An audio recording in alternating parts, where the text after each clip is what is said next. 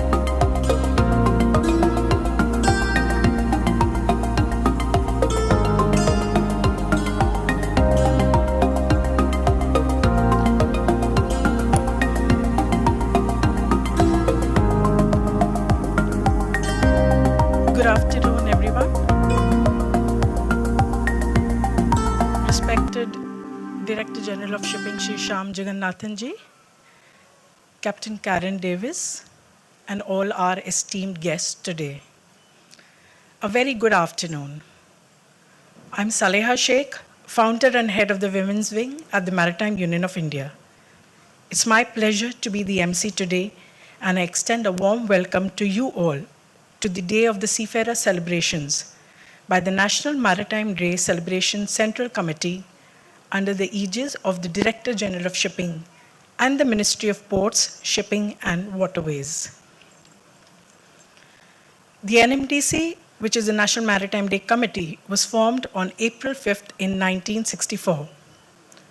April 5th is a very important date in the history of the Indian maritime sector because it was on April 5th in the year 1919 that India's first merchant ship to sail under the Indian flag, SS Loyalty, embarked on its maiden voyage from Mumbai to London.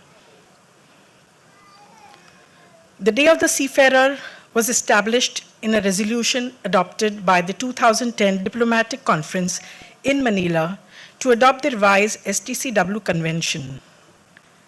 Today we have gathered here to celebrate the Day of the Seafarer, the theme for which, as decided by the IMO, is navigating the future, safety first.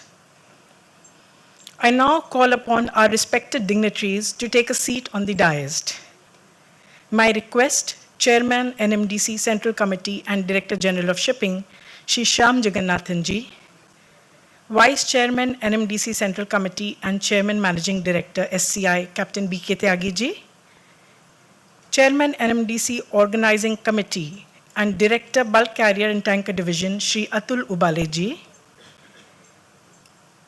our guest of honor of the day, Managing Director Oil Companies International Marine Forum Captain Karen Davis, Nautical Advisor Captain Abul Kalam Azad ji to please come on the dais.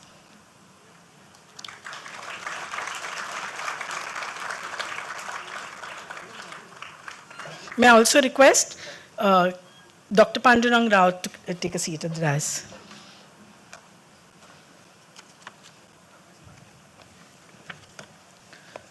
As we embark on the day's events, let us initiate the day with the auspicious lighting of the lamp ceremony.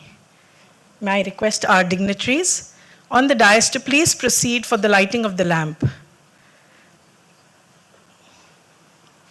I request Mr. Surendra Rai sir, Treasurer and Convener, NMDC Central Committee, to please join us for the lighting of the lamp.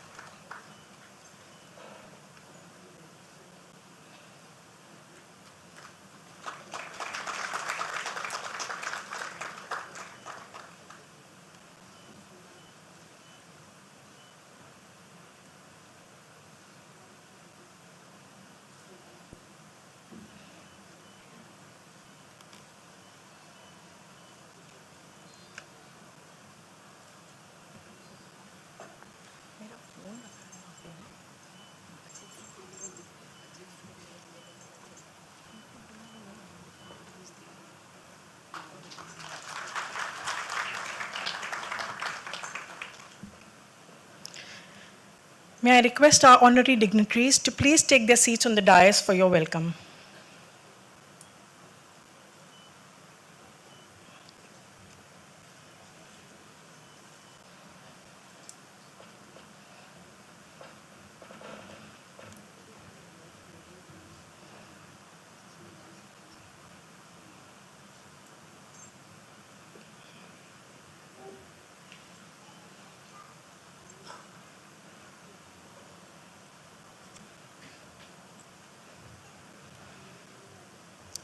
I call upon Ms. Sonali Banerjee to welcome our guest of honor, Captain Karen Davis.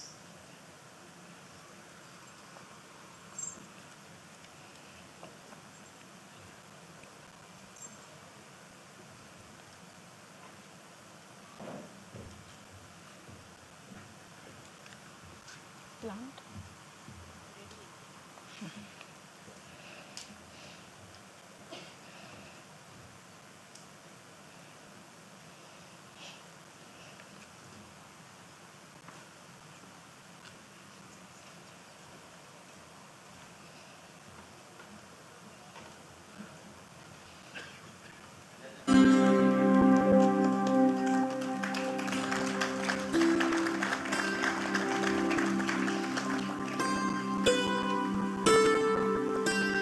I request Mrs. Kalpana Desai to welcome Chairman NMDC Central Committee and Director General of Shipping, Shri Shyam Jagannathan ji.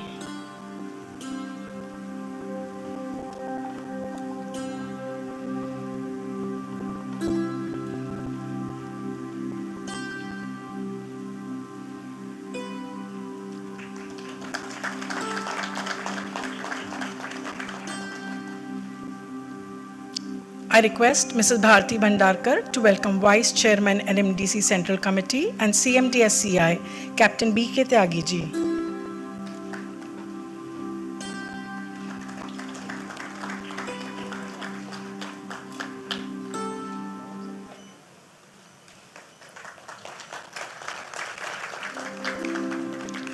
I call upon Cadet Harshal Parkar to welcome Chairman NMDC Organizing Committee, Shri Atul Ubale ji.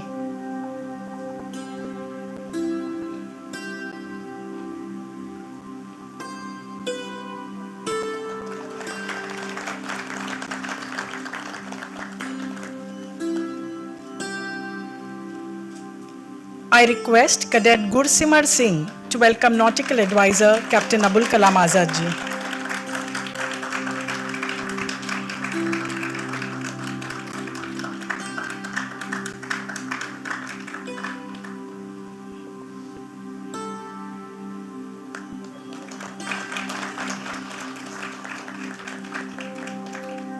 I request Cadet Dhruv Singh to welcome Member Secretary NMDC Central Committee and Deputy Director General of Shipping Dr. Pandurang Rao ji.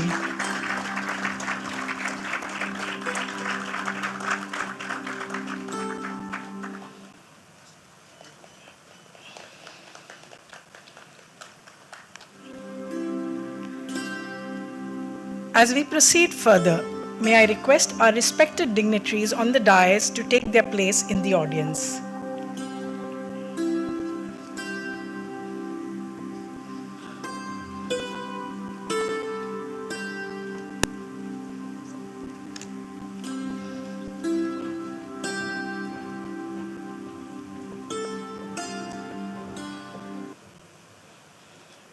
I now call upon stage Vice Chairman NMDC Central Committee and CMD SCI, Captain B.K. Tyagi ji, to give the welcome address.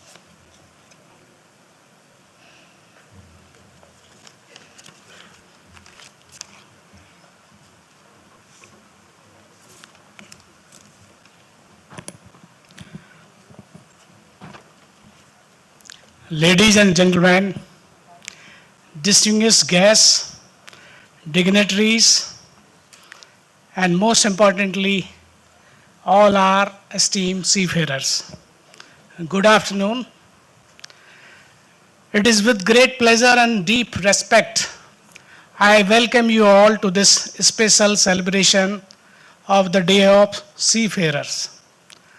Today we are gathered here to honor the incredible contribution and sacrifice of the seafarer who navigate our oceans, ensuring the smooth and safe transportations of goods and passengers across the globe, whose immense contribution keep the wheels of global economy running. You ensures global markets and supply chains are continuously spinning and running. The Day of the Seafarers celebrated annually on 25th June. As we know, this was established in a resolution adopted by 2010 Diplomatic Conference in Manila. And this was adopted to put the revised STCW in place. Its stated purpose is to recognize the unique contribution made by seafarers from all over the world to international seaborne trade, the world economy, and civil society at large. The role of seafarers often goes underappreciated. Seafarers are the essential components in the world trade who keep the economy moving by delivering the goods and fuels we use every day. This day provides us with an opportunity to acknowledge and appreciate the vital role they play and also to spread awareness among general public in this regard.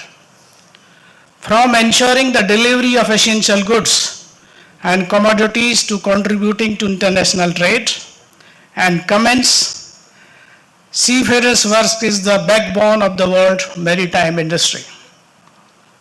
This year, our celebration focuses on the theme Navigating the Future, Safety First. Very apt and very, very much required. This theme underscores the paramount importance of safety in the maritime sector and highlights the ongoing commitments to ensure that seafarers can carry out their duties in a safe and secure environment.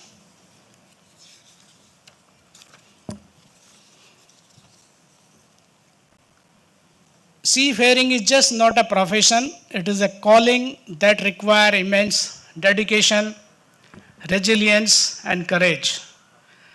The challenges faced by seafarers are numerous and often go unnoticed. Long periods away from home, unpredictable nature of the seas and oceans, and the demanding nature of the jobs are just a few of the hurdles we as a seafarer, we overcome with unwavering commitment out at sea. Seafarers are tested routinely. All seafarers were tested to the limits during COVID. Even today, many incidents of piracy, Red Sea, Gulf of Aden, and our seafarers they are continuing to deliver their duties and they are ensuring that global economy continues to run. Just think seafarers, if they stop serving the vessels going through Gulf of Aden or Red Sea, what will happen to the Indian economy or the world economy at large? So we salute to all seafarers, all 2 billion seafarers of entire world who are serving our different oceans and different countries. Today we express our deepest gratitude to all seafarers. We acknowledge the sacrifices you make and the hardships you endure. Your dedication, your professionalism do not go unnoticed. We assure as a maritime industry, it may be ship owner, shipping agent, regulator of the industry, we all continuously do our best to ensure that our seafarers, they get the safe and secure working environment, and we appreciate their whatever the hard work they are doing and their contribution to this great maritime industry. As we celebrate today, let us also renew our commitment to supporting our seafarers. This means advocating for better working conditions, ensuring fair treatment, and providing the necessary support and resources, enhance well-being of all seafarers. Today we are lucky in this hall. One of the main contributor or the stakeholders in terms of the safety of the shipping is the OCIMF. And we are privileged to have Captain Davis, who is the MD of OCIMF with us. All we know, OCIMF plays a big role in managing the risk that is done in form of the oil tankers or gas tanker vetting And finally, again, the ultimate objective is to have the safe and secure shipping. So thank you very much for your time, madam. We will definitely look forward, and this all audience also will be eagerly waiting for your thoughts on this. In conclusion, I would like to once again extend a warm welcome to everyone present here. Let us use this occasion to celebrate, reflect, and commit to a future where all our seafarers are looked after very well, and we support them from the all possible platforms so that they continue to discharge their best possible duties, and we improve this industry in terms of the safety standards or the even security standards. So once again, I welcome you all to this program. Just let me touch upon what Indian government is doing on this front. Our DG Saab is here. Many initiatives are taken by the DG Saab and his young team. Sagar Mein Samman, Sagar Mein Yog. Even our ministry is constantly working on this all topics. And I have no hesitation to say, when entire machinery of India, entire country was busy in the elections, DG Shipping, Ministry of Shipping, all were working on formulation of policies. So this is the commitment of our regulator and the ministry. So with these all words, once again I welcome you all. Please enjoy this, and thank you very much for joining here. Jai Hind and Jai Navik.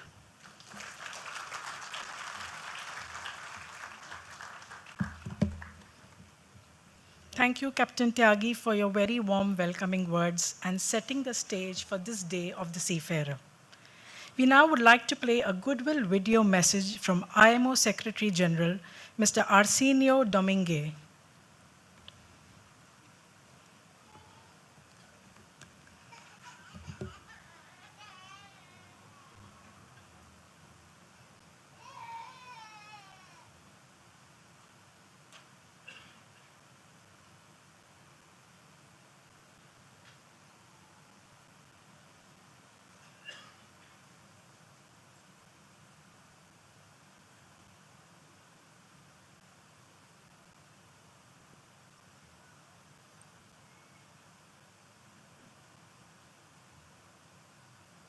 I'm on board the Green Pioneer, an ammonia vessel in Singapore.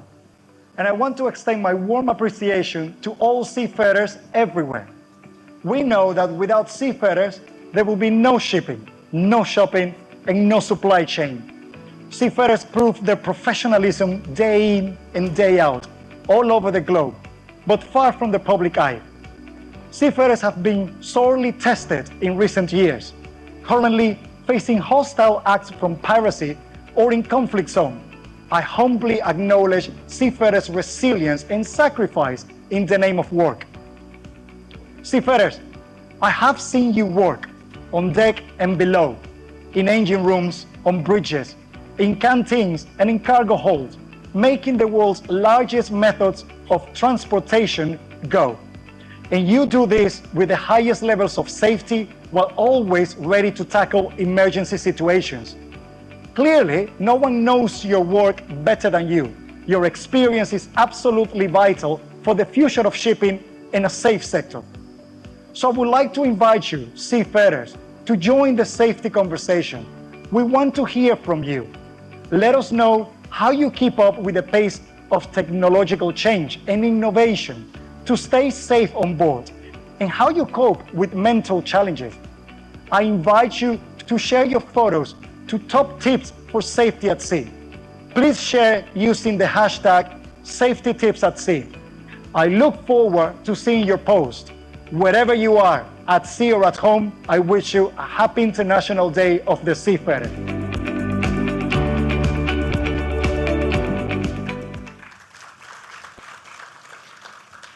We would like to play a video message from Honorable Union Cabinet Minister of Ports, Shipping and Waterways, Shri Sarbananda Sonowal.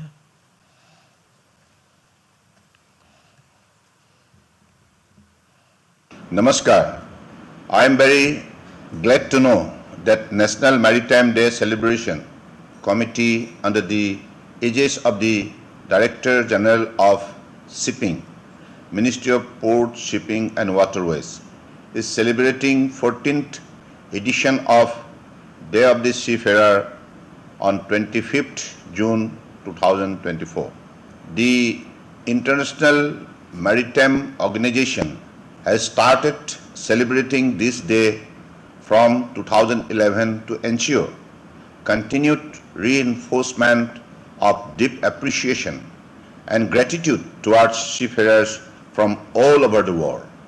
For 2024, the focus of the Day of the Seafarer campaign highlights the key role of seafarers while thanking them for their invaluable contribution. The considerable risks seafarer soldier in the execution of their daily tasks and duties in an often hostile environment has also been widely recognized. The fact that seafarers spend a large part of their life at sea away from their families and friends is also to be kept in mind. The theme adopted for this year's celebration by the IMO is Navigating the Future, Safety First, and the 2024 campaign hashtag is Safety Tips at Sea. Safety has been at the heart of all maritime sector. The best way of improving safety at sea is through effective international regulation that are followed by all shipping nations globally. Under the guidance and vision of our Honorable Prime Minister Shri Narendra Modi ji, India's maritime industry is making comprehensive progress. This is due to a range of policy initiatives and reforms that are furthering ease of doing business, creating state-of-the-art infrastructure of global standard, and ensuring new age multimodal connectivity. With the help of a strong policy directive, we are trying to extend all the required supports to facilitate Indian seafarers in maritime field. I am confident that with the help of a pool of more than 6,31,892 registered and about 2,95,295 actively employed Indian seafarers will definitely try to achieve all the environmental goals. On this auspicious occasion of the Day of Seafarer, I convey my compliment, greetings, and best wishes to all the seafarers and their families and all the stakeholders of the Indian maritime community in all their endeavors. Jai Hind.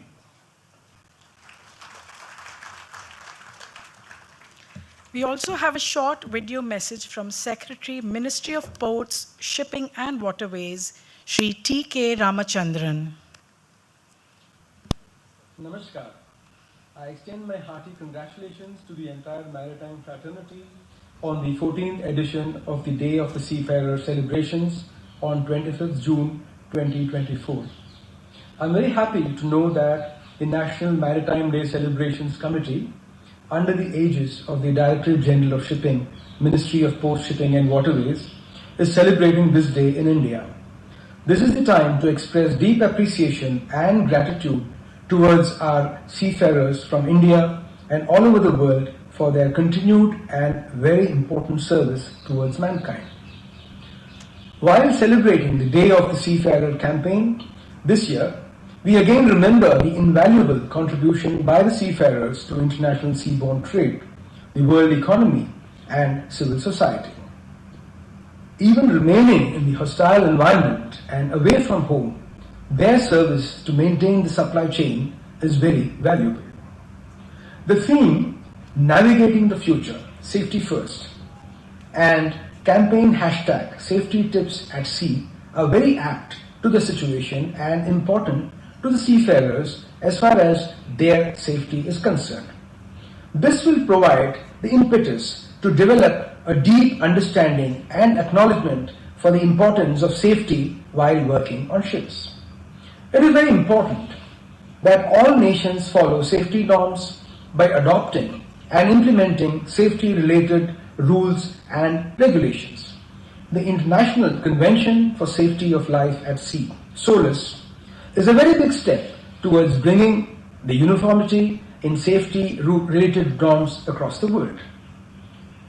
The Maritime India Vision 2030 and the Maritime Amritkal Vision 2047 are the government's key documents for bringing in the new norms for the overall development of seafarers in India. The Ministry and DG Shipping are engaged in addressing the issues of the seafarers and providing them appropriate resolution of issues by employing all available means. Indian seafarers employed as on May 2024 number 2.95 lakhs, and this is a 133% increase over the number 1.26 lakhs in 2014-15.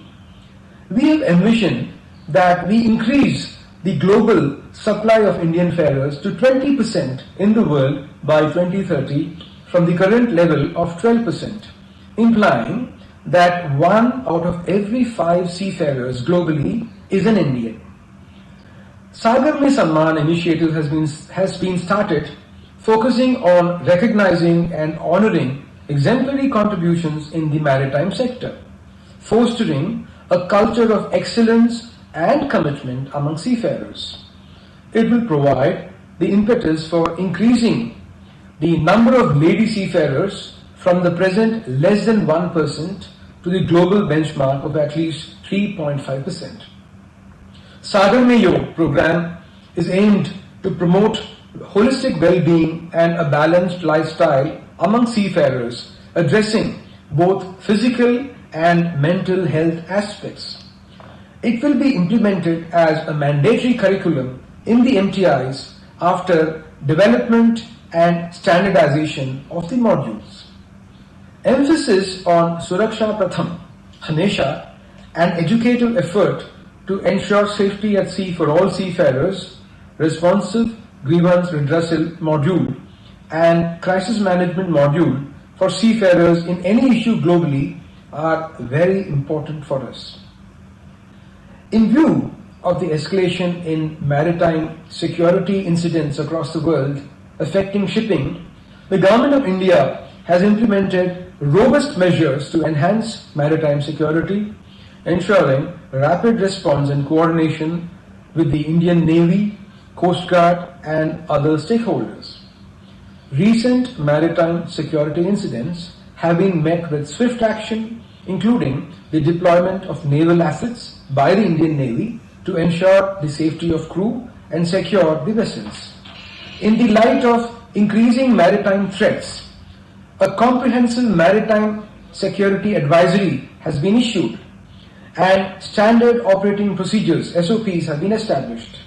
A robust reporting mechanism for real-time threat information sharing with relevant agencies and stakeholders has been implemented. The government's continuous efforts include establishing security training for seafarers and coordination with international maritime security organizations.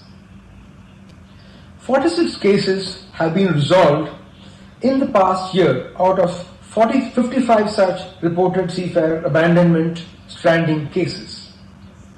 The Ministry of Port Shipping and Waterways and the Directorate General of Shipping are trying to address these grievances further. We are planning to issue a comprehensive SOP addressing crisis scenarios like seafarer abandonment, detention, and stranding. I once again appreciate and recognize the great contributions made by our Indian seafarers in the maritime ecosystem and for the overall development of trade in the world. Happy Day of the Seafarers to all of you. Jai Hind.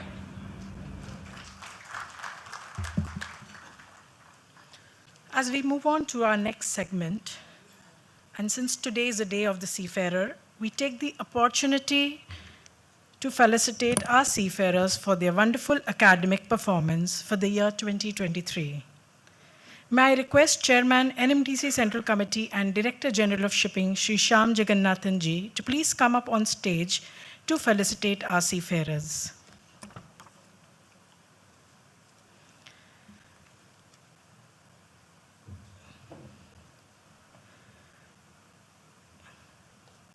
For scoring the highest marks in the second mate foreign going certificate of competency examination held in the year 2023. Miss Varghese Maria Sandra for scoring the highest marks in the second mate certificate of competency examination held in the year 2023. Her mother, Miss Elizabeth, will attend and receive the certificate.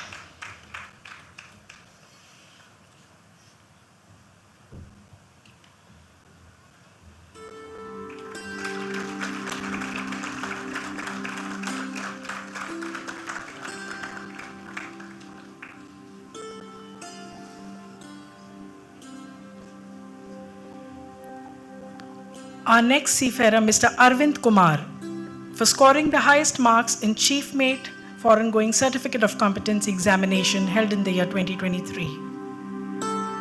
Mr. Ankit Chauhan for scoring the highest marks in Master Foreign Going Certificate of Competency Examination. Mr. Rajesh Shankar for scoring the highest marks in Master Near Coastal Voyages Certificate of Competency Examination for the year 2023.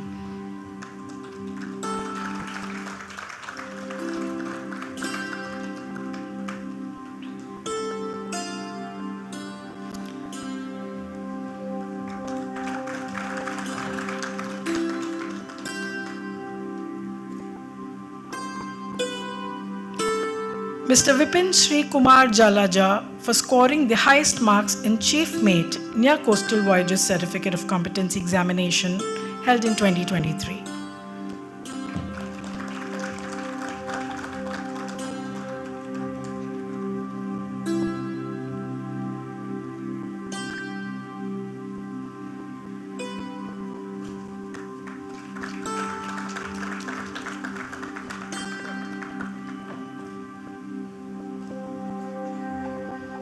Mr. Sumesh Kalingot for scoring the highest marks in Navigational Watchkeeping Officer Near Coastal Voyages Certificate of Competency Examination for 2023.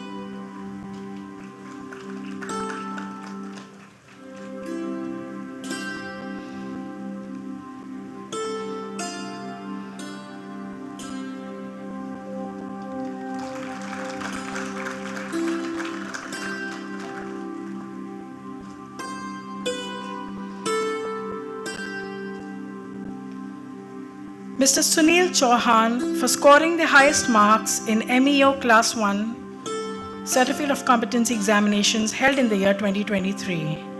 His wife, Mrs. Pinky Rathi, with her relatives will attend and receive the certificate on his behalf.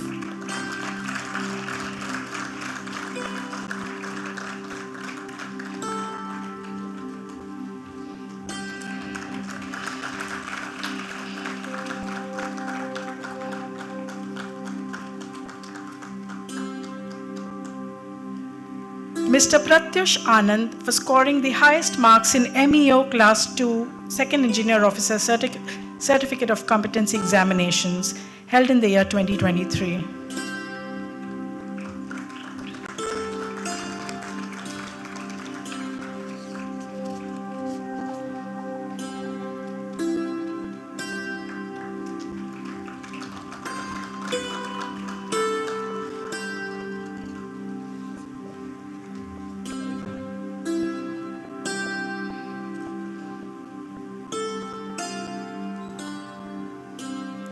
Mr. Amit Kumar for scoring the highest marks in MEO Class 4 Certificate of Competency Examinations held in the year 2023. Ms. Rubal Khatri for scoring the highest marks in MEO Class 4 Certificate of Competency Examination held in the year 2023. Mr. Dias Joel Nikki for scoring the highest marks in Electro-Technical Officer Certificate of Competency Examinations held in the year 2023.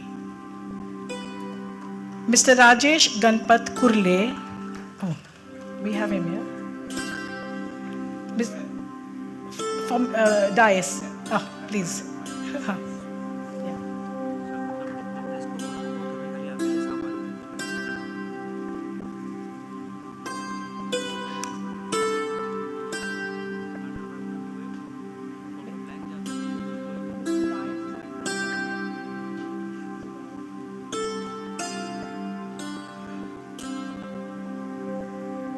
I'm afraid it's not ready yet. Yeah, we'll come back, yeah?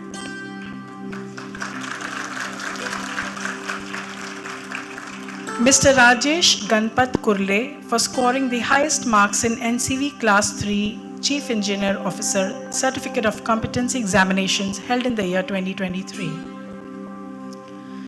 Mr. Sanja Das for scoring the highest marks in NCV Class 3 Second Engineer Officer Certificate of Competency Examinations held in the year 2023. Mr. Preetam Panja for scoring the highest marks in the NCV Class 4 Certificate of Competency Examinations held in the year 2023.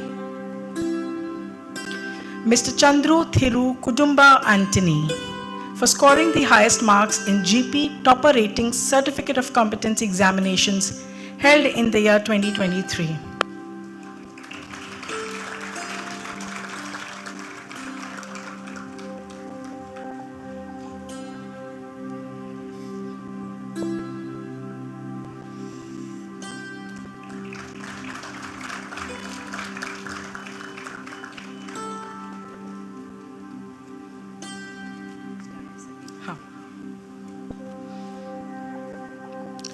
May I request Mr. Dias Joel Nikki to please come up on stage?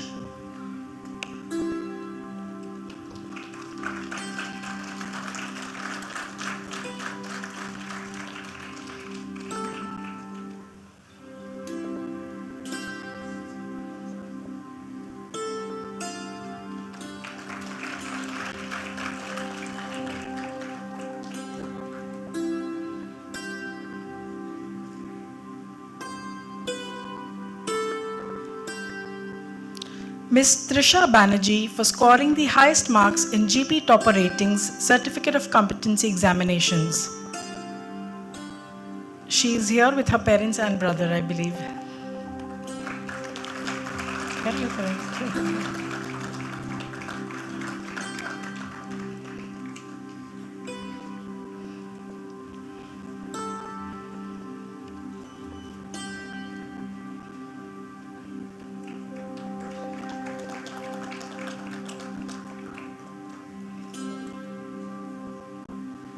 Mr. Aman Kumar for scoring the highest marks in CCMC Topper Ratings Certificate of Competency Examinations held in the year 2023. Ms. Shravani Chaurasia for scoring the highest marks in CCMC Topper Ratings Certificate of Competency Examinations held in the year 2023.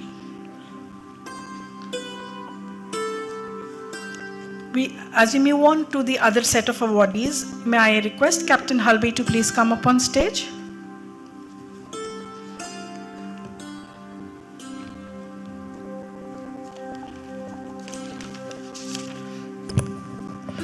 Good afternoon.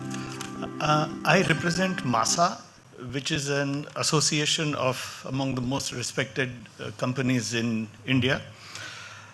Just a brief background of this award. About 4 years ago, the DG Shipping at a meeting convened with the industry stated that there needs to be a sincere push to promote induction of women in maritime. Apparently, one of the hurdles was that the cost of pre-sea training courses was somewhat steep. Though the academies did give some concession in the tuition fees, other costs did add up. So MASA initiated a scheme whereby some financial support will accrue to the female cadets. 3 things we did. They must enroll for a pre-C course, they had to complete 2 semesters, and they had to secure a high rank in the IMU CET entrance examination. So we decided, MASA decided, to award 50,000 rupees as education grant to 4 female cadets every year, 2 each undertaking the BSc Nautical Science course and 2 each undertaking the BTech Marine Engineering course. And they had to secure the highest marks among the girls. This list is provided to us annually by the Indian Maritime University. The first 4 awards were given in 2021 for the induction in 2020, and this year we have 4 who were inducted in 2023. Can we put up that list, please? No?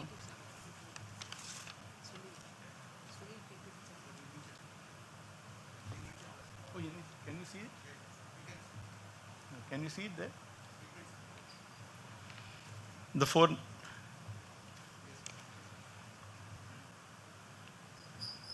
names you can see? Okay, these are the 4 awardees. And what we did is these 4 cadets are currently on vacation, midterm vacation. So we played a bit smart and we invited them to their nearest Indian Maritime University or the Government of India DG Shipping's office and gave them the award yesterday so that we can give you objective evidence of having given the award. So here are the photographs of 3. You have Jonah J. Jonah J, she got her award at IMU Kochi campus with the director of Kochi campus present there. Then we had cadet Mirza Dia Firdausi from IMU Kolkata campus, so she reported there, and our chairman Manish Pradhan presented the award in the presence of the director.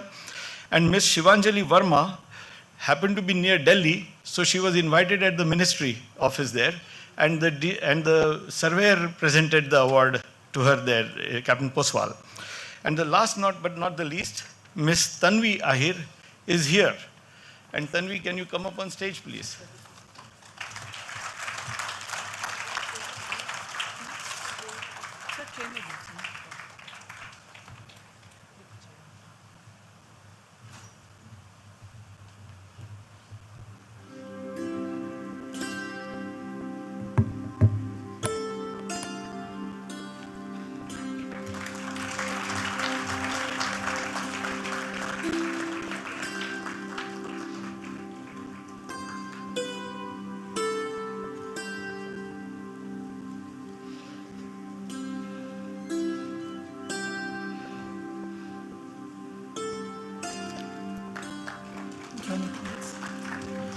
Thank you very much. Wishing Tanvi a long and a successful career in the maritime industry. Thank you, Captain Halbe. May I request DG sir to please take his seat in the audience.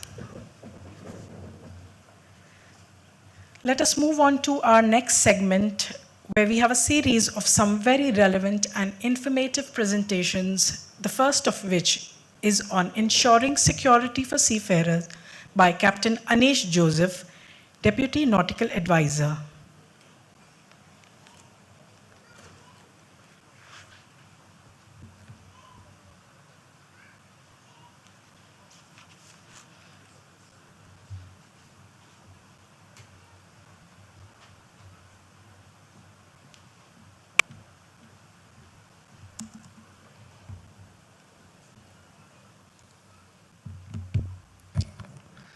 Respected dignitaries of the days, ladies and gentlemen, fellow seafarers, all the cadets in the audience, first of all, wishing you a warm Day of the Seafarer.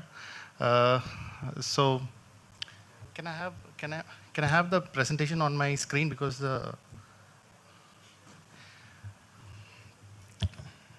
my presentation today is. Yeah, okay.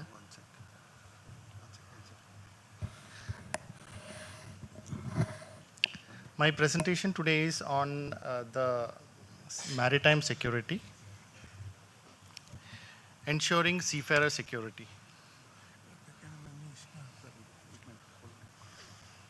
कौन सा programme है? आणि clicker है क्या?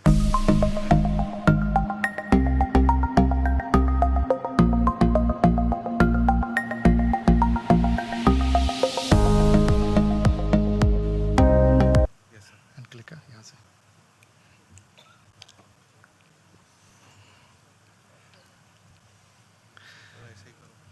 My presentation will be dwelling on those following aspects: the challenges, certain timelines, critical incidents, initiatives by the Indian government,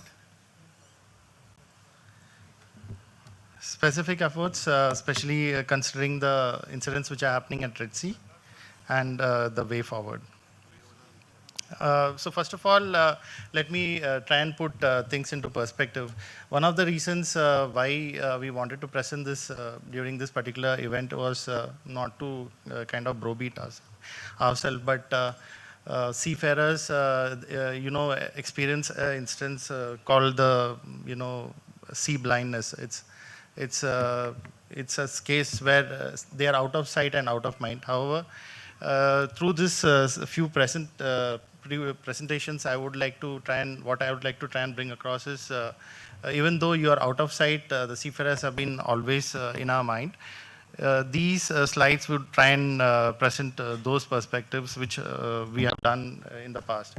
So challenges out at sea when we are dealing with a case of maritime security, legislative, one big issue which we have is how to tackle them with the legislative perspective.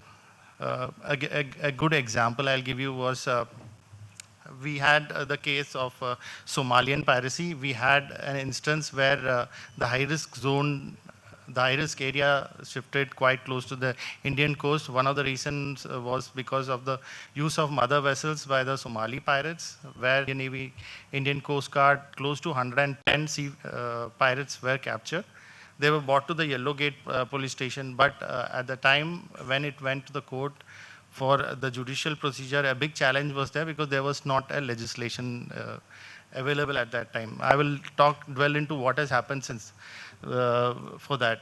Another issue which we face when we are looking at maritime security is it's a subject which is international. There is a collaboration required, cooperation required, multi-agencies are required. It doesn't not only requires the coastal states to act, but it also requires involvement of the various principals, the owners of the ship, the seafarers itself.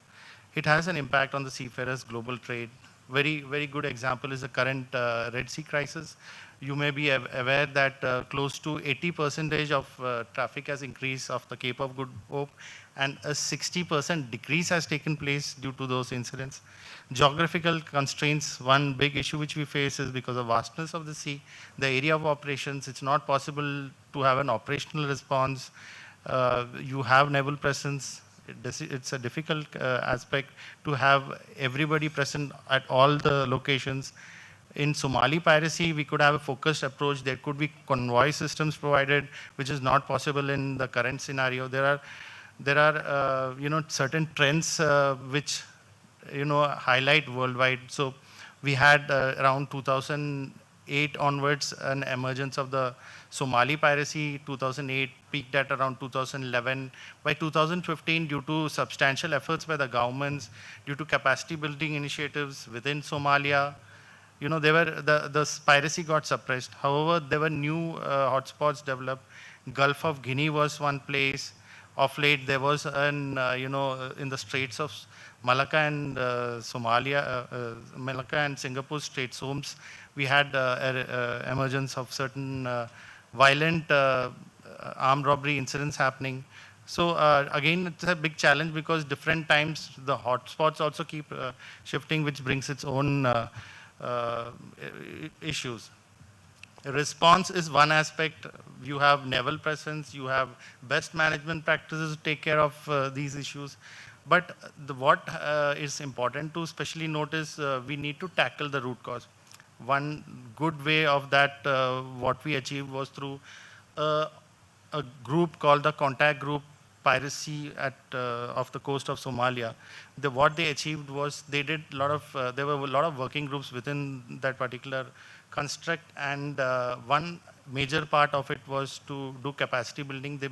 The major reason for Somalian piracy to emerge was IUU fishing, very weak governance within the state. Those aspects were tackled. There was capacity building measures brought in, which actually brought the piracy down to the numbers which we see today. There are strategies we have to consider. Increased costs due to you are employing armed personnel, rerouting measures are taking place. So there are multiple challenges when we talk about maritime security. Moving forward to what we have done to in this respect, when the piracy emerged of the coast of Somalia, we had a dedicated piracy branch which was established, which was thereafter we have transitioned into the maritime security branch. We have an SOP, we have an anti-piracy contingency plan, and we have specific groups which are working within this construct to ensure that we have a very quick response in case of any piracy incident. Multiple maritime security advisory circulars come out time to time. There are SOPs also established, SOPs for mechanized sailing vessels, SOPs for vessels carrying fertilizers, special cargo within the country, which are going through these hotspots. These circulars have been issued from time to time to bring the seafarers aware of the current happening, make them, touch them upon the latest processes to be followed, SOPs to be followed, the communication procedures, reporting protocol to be maintained. We have a Mercantile Marine Domain Awareness Center, which is a 24/7 operational center. The detailed information on this will be provided by Captain Harinder in a subsequent presentation.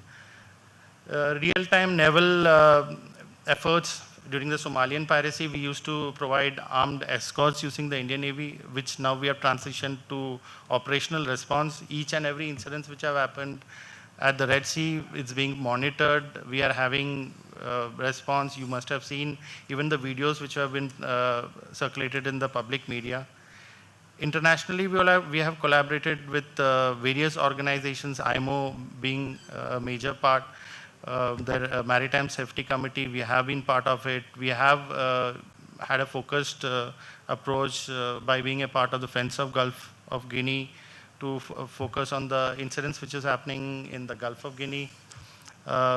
We have had other agencies like the CGPCS, which has transitioned into a new group called the Contact Group on Illicit Maritime Activities, focused on the Indian Ocean region.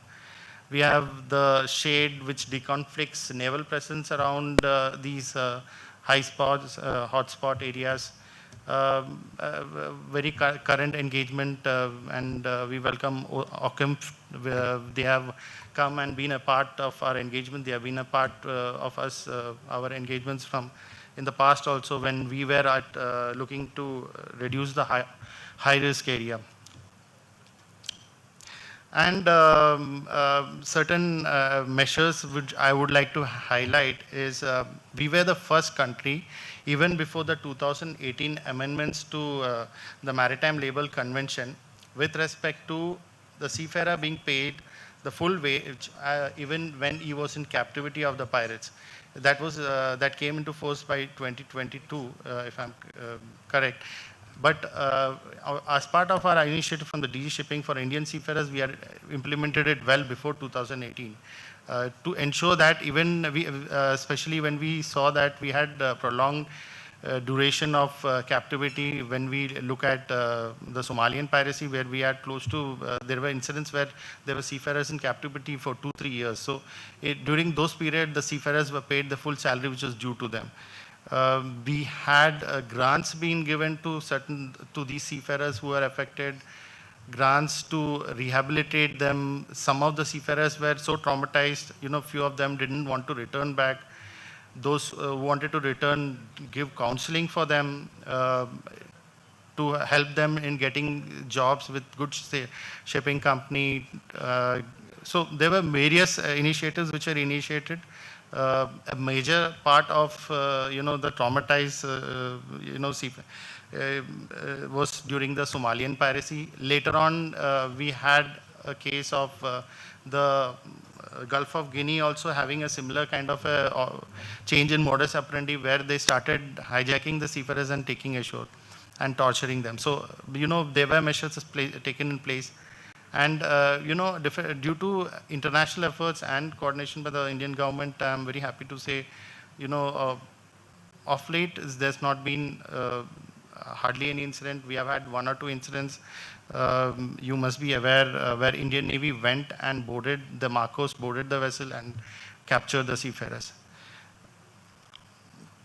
And why I wanted to talk about legislation at that time, they could not prosecute, but we brought in a legislation, which is the Maritime Anti-Piracy Act of 2022, very relevant at this current stage. The current pirates who have been captured are being prosecuted under this new regime. Earlier, they were being prosecuted under IPC, and because of that, they were not given the due punishment, which was, which was due for them. And they were released after 7 years. That's the irony of things. And after their release, suddenly you find piracy again coming back into a picture. So you have this your action groups suddenly coming and acting. So this Maritime Anti-Piracy Act 2022 is very relevant, because Indian Navy has captured those pirates, and we have the teeth now to take action against these particular incidents. A brief, kind of timeline I would like to highlight with respect to the current situation in the Red Sea. We had the Israel-Hamas conflict dated 7th October 2023. Then we had the Galaxy leader incident. Everybody has seen the video. It was a live video which was shared later on, and it's currently available on YouTube. The Galaxy leader, unfortunately, is still in their captivity. Subsequently, commercial shipping decided to take measures. One major measure was rerouting their ships through the Cape of Good Hope. We had multiple navies coming in. Operation Prosperity Guardian, which was spearheaded by the UNAFOR, US, UK, other entities. They have collaborated. Focus area of operations was Red Sea. Indian Navy strategically positioned themselves off the Western Gulf of Aden to the Arabian Sea to the Indian Ocean region. Subsequently, so initially what had happened was there was this projectile attacks taking place, the drone attacks taking place on commercial shipping, which were having connections with Israeli. But of late, especially after the 4th February, and based on the statements released and what we have seen, what has transpired thereafter, US and UK linked vessels were also started being targeted. Certain important elements on the timeline which I want to just highlight is the Galaxy leader. Marlin Luanda was one vessel where there was a piracy incident. St. Nicholas also happened close to that time. Marlin Luanda, there was an boarding by the Marcos. They sanitized and the vessel went to the next port. Ruby Mar was one incident where unfortunately vessel went and sank. Crew Confidence also, there was, the vessel was abandoned. Ruin was a very interesting incident because we had it in two phases. I'll discuss on that later on. And the latest two incidents where we have used ships, unmanned ships as, targeting vessels. You must have seen these videos which happened on 12th and 13th of June, targeting the vessel Tutor and Verbena. Statistically, I just wanted to highlight what has happened based on the figures which we have.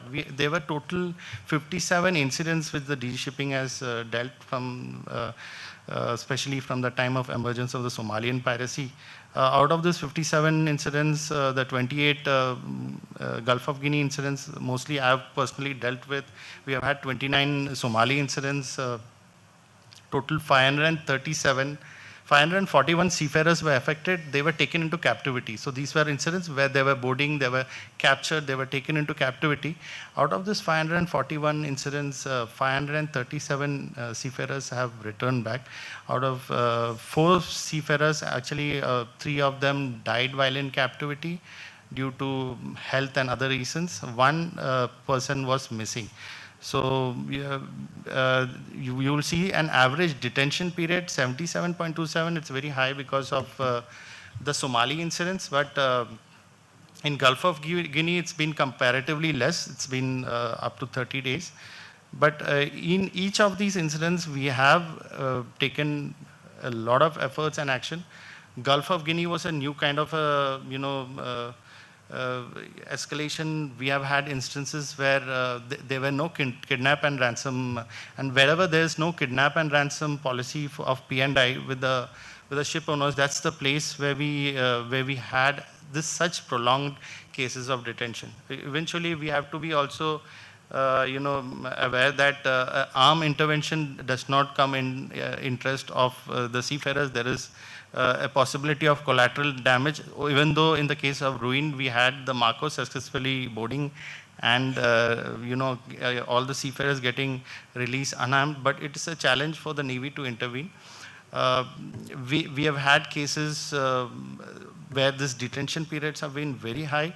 I'll just give you one or two examples where we have personally intervened, where I have myself gone there. We had one particular incident where there was a Greek owner, and incidentally, he had multiple ships, but this particular ship, once it was captured, he had not taken the K&R policy. He was not engaging with the pirates. And then we had to reach out to the Greek administration. We reached out to a few other administrations where his vessels were plying. We had to, try and basically we detained one of his vessels in one of the foreign states and tried to impress. And thereafter he started engaging, and eventually the seafarer got released. So there have been multiple instances like this where, we have had instances where the owners have not been forthcoming, and we have had to engage. Diplomatically, we have to engage. Even internationally, we have, there have been other measures, like I mentioned. We were part of a working group. The Director General of Shipping was the co-chair of a group called the Contact Group on Piracy of the Coast of Somalia, and we were part of the working group on operations. Various efforts have gone in by the Indian government. So the four casualties which I have shown is what was highlighted. All the cases we had the seafarers return back. Unfortunately, because of those deaths during captivity, those 3 didn't come back. 1 person is missing. It's a very unfortunate case. It's been more than close to 14-15 years, and it so happened that he tried to escape from the vessel, and there's nothing could be traced on what happened. The vessel was off coast of Somalia, about 3-4 miles anchored, and there was no further information. So highlight on this current efforts in Red Sea, we have got close to 90% of incidents where Indian Navy has been reported, because they were in the closest proximity. Each of those vessels where there were, incidents of direct drone attacks, close to 25 or odd, Indian Navy has gone and responded. Each of those instances, the seafarers have been rescued.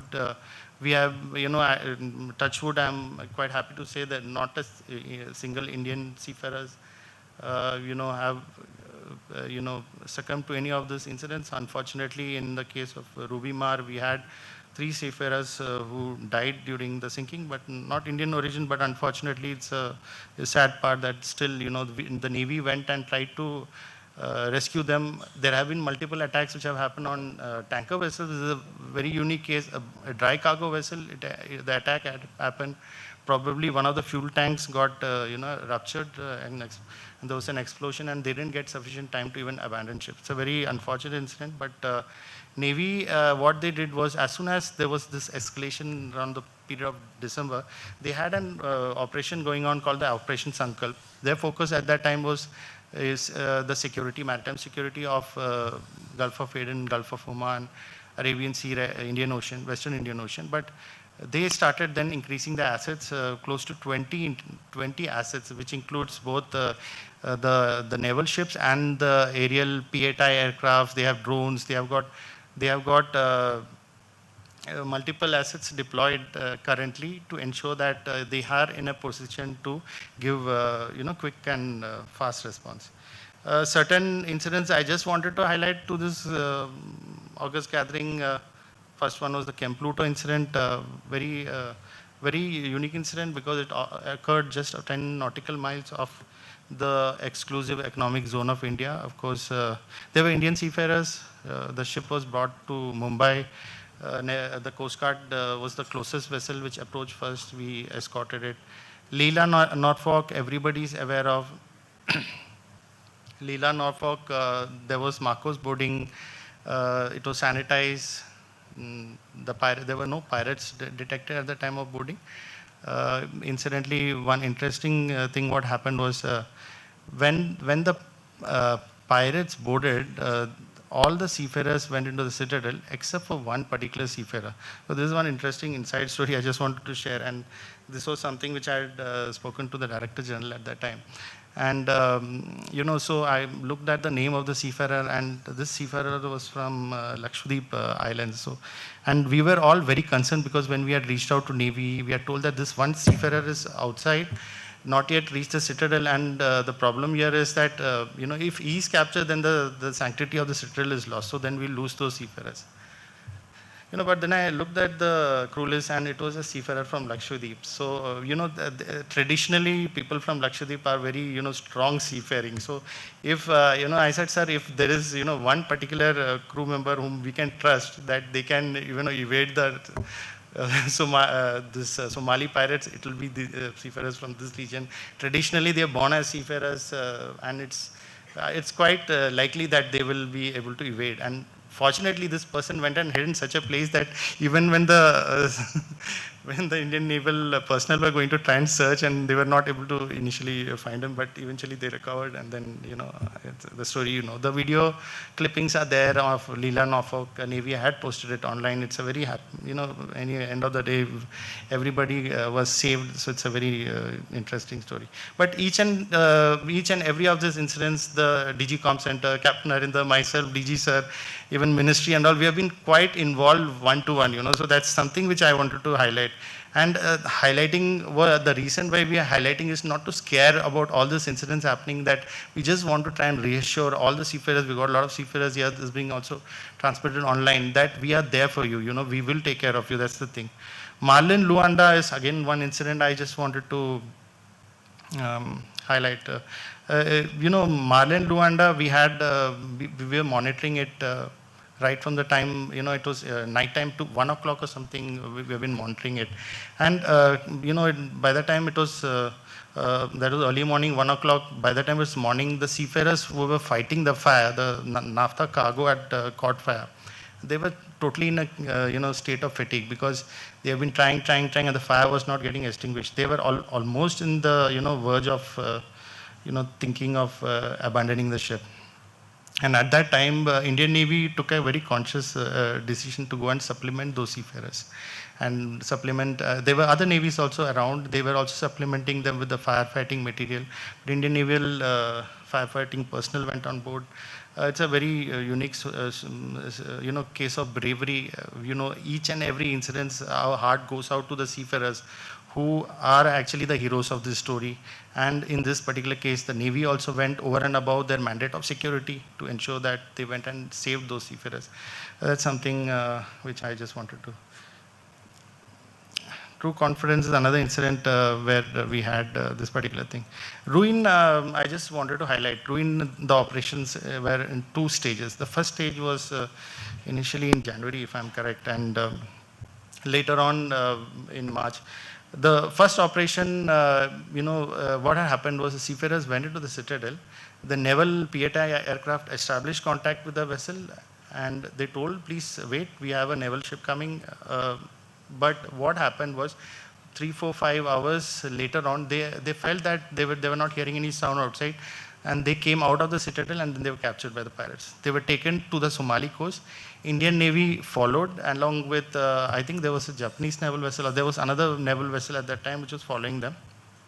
And during the, commotion, I think the chief officer got an injury, he got hurt by a bullet. So the Navy intervened. They actually, pressurized the Somali pirates to at least release that chief officer, and the chief officer got released.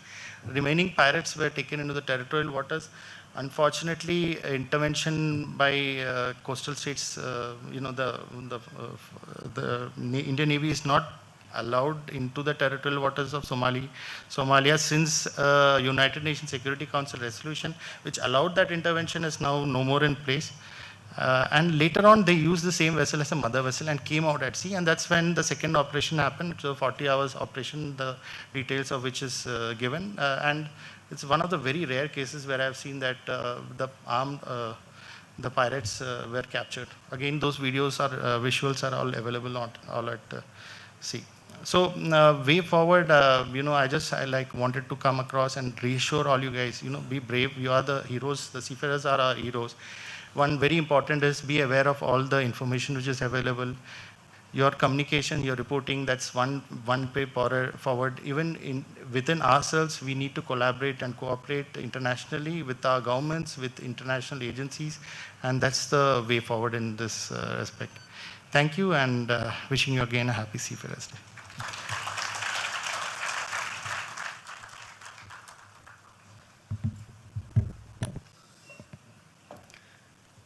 Thank you, Captain Anish Joseph, for that very informative presentation. It is heartening to note the very active involvement of DG Shipping under the able leadership of our Director General, Shri Shyam Jagannathan Ji, in handling these cases and ensuring the safety of our seafarers. We all know that many a times seafarers are unable to raise their voices against wrongdoings being done to them, mainly because they are unaware of their rights. What better day than today to know those important rights than the Day of the Seafarer? Today we have an informative and awareness-building presentation on rights of the seafarer by Captain Manish Kumar, Nautical Surveyor. Over to you, Captain Manish.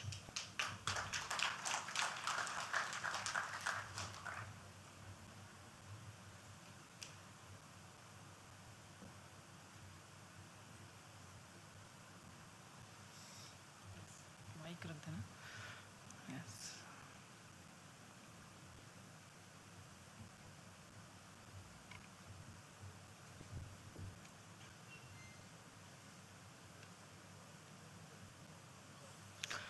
Good afternoon, everyone. First of all, a big round of applause for Captain Anish. He has given a very good presentation. I request everyone. Thank you.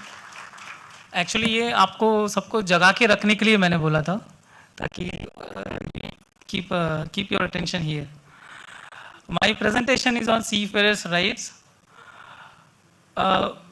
We all are talking about the seafarers. Seafarers के rights क्या हैं? उनके क्या अधिकार हैं? उनका कैसे वो अपने अधिकारों को एक्सरसाइज कर सकते हैं, उस पर हम आज डिस्कशन करेंगे. So before we go to the seafarers' rights, I will take you through the figures. How many seafarers are presently employed, including women seafarers? These things we will see first. These are the numbers. About 295,000 plus seafarers at this moment. And these numbers keep on increasing. From 2014 onwards, it's been a tremendous growth. We have nearly 3 lakhs now. These are the numbers distinct in a broadly divided in a category wise: nautical officers, nautical rating. These figures in engineering officers and engineering ratings. We have 5,200 plus women seafarers as on today, actively involved in seafaring.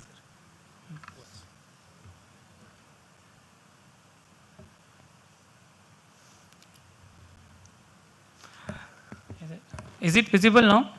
Yes, I am relieved. Its technical glitch is not only at the government office, it happens everywhere.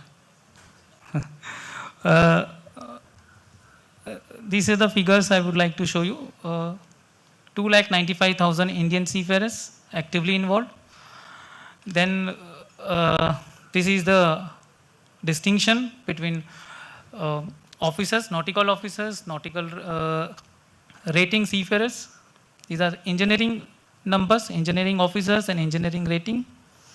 These are the women seafarers actively involved in seafaring profession 2010 onwards. It's been increasing. We have 5,200 plus. This is a slide in view of the seafarers belonging to the state, mostly from Maharashtra, UP, Kerala and other states. Now we will discuss about the seafarers' rights.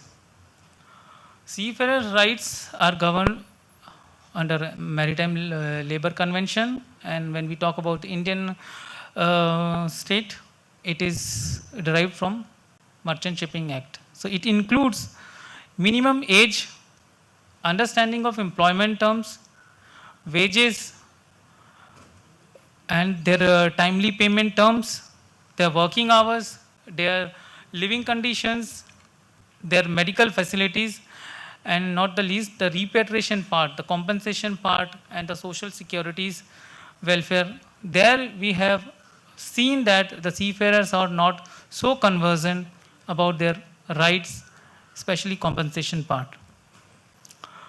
These are the legal aspect of seafarers' rights: article of agreement, accessibility on board, the provision of underage employment, repatriation, wages and accommodation standards.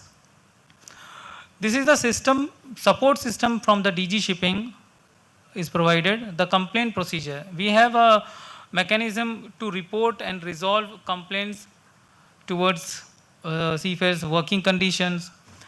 They can also put a complaints on redressal system, online redressal system, also a dedicated forum given, subcategory is given for the women seafarers to address their issues, to report their issues, and the distress repatriations. That we will be discussing it and subsequently. Mental health and well-being, that is a part we are constantly working on, as Captain Tyagi sir has also mentioned, we are working on it, how to take it further at sea. These are the initiatives taken by DG Shipping for the seafarers' well-being.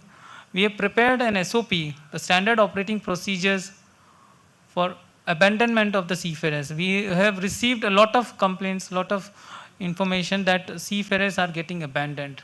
It's nearly 400, 394 plus seafarers are, Indian seafarers are abandoned all over the world. So we are constantly working on it in order to have speedy action, in order to have quick results and address system. We have developed a standard operating procedure which includes not only DG Shipping but also Ministry of Port Shipping and Waterways, Ministry of External Affairs and the embassy where the seafarers are stranded or abandoned. So who will take what action? कौन क्या action लेगा, किस समय लेगा, किस sequence में लेगा, वो सारा इस स्टैंडर्ड ऑपरेटिंग प्रोसीजर में हमने डाला है और उसके हिसाब से with in a time bound manner we initiate the process to address these issues. Then Sagar Mein Yog, it's a 360-degree well-being module that we'll be discussing it further. Sagar Mein Samman, diversity and equity. The seafarers welfare facilities ashore and at the port. The RPSL module, there are issues faced in our existing RPSL system, so this is going to be changed in days to come. So we will have a robust RPSL system where all the information which is essential will be captured in order to serve and take a follow-up action on the stranded seafarers cases. Then we have going to have a comprehensive grievance redressal system which includes the crisis management system online, where a seafarer will register. Seafarers online register करेंगे अपनी complaint और फिर वो देख सकते हैं कि वो एप्लीकेशन किसके पास है, कहाँ है और उसको कितना टाइम लग रहा है और उस पर क्या एक्शन किसने लिया है. So, ऐसा एक सिस्टम हमारे डीजी सर ने एनविसाइज किया है. So we are working on it and so we hopeful that it will be released. Then in order to curb the substandard practices, we have proposed some stringent amendment in our MS bill and subsequently it will come in RPSL rules. बहुत सारे companies हैं जो आरपीएसएल rules या act के हिसाब से जो उनको एक्शन लेना चाहिए सी फेयर्स के वेलबींग के लिए या सी फेयर्स के एम्प्लॉयमेंट के लिए, टू बी मोर प्रिसाइज, वो नहीं करते हैं। तो उनके लिए stringent penal provisions have been proposed, where the bill which is going to come, that will serve as a deterrence कि वो ऐसा ना करें। This is a well-being module. Why we need? Because our strength, maritime strength, this serves 90% of sea by volume, 68% by value, and more than 285,000 plus dedicated seafarers are working. The seafarers are away from the family, under high stress, and mentally also stressed. So for that, this well-being module is a much needed at this moment, where these are the 10 points which gives holistic approach, which includes family support, physical vitality, living conditions, mental state, food and diet, spiritual values, psychological and emotional values, behavior and intellectual thoughts, occupational conditions, and financial planning, financial savings, and how they can manage their finances. So all these 10 elements will be part of this 360-degree holistic approach. Then we come to the diversity and equity. So as we know that globally we have 1.2% presence of women seafarers, and when we talk about Indian content, it's about 0.7. It is not even a 1%. So how it will be increased? These are the measures we have envisaged. Scholarship and incentives that is being going on. We have been providing scholarships through Maritime Training Trust. Then we are coming up with a zero tolerance policy towards SOSH and other activities against the women seafarers. Then there are campaigning, multi-level campaigning and awareness program, where the women, the potential women seafarers will be made aware of the benefits of this seafaring profession. Gender sensitization. This is more towards the male counterpart for the seafarers, where they know how to conduct, how to behave professionally on board when we have a women seafarer on board. The professional conduct is very much needed from male counterpart as well. Then we have also envisaged the incentivization and recognition. The scholarship is given to the women seafarers, but we are also planning and for the incentivization and recognition for the employer who is giving a safe employment to women seafarers. Then there will be an onshore support, a counseling mechanism, which we may call a buddy calling system, where a women seafarer can contact ashore one-to-one basis. She can share the grievance or whatever she's feeling at the office level. Then there is a alternate career options, like post-sea, what are the options are available? For example, the way we have for the male seafarers, pilotage, maritime lawyers, administration. These are the options will be provided.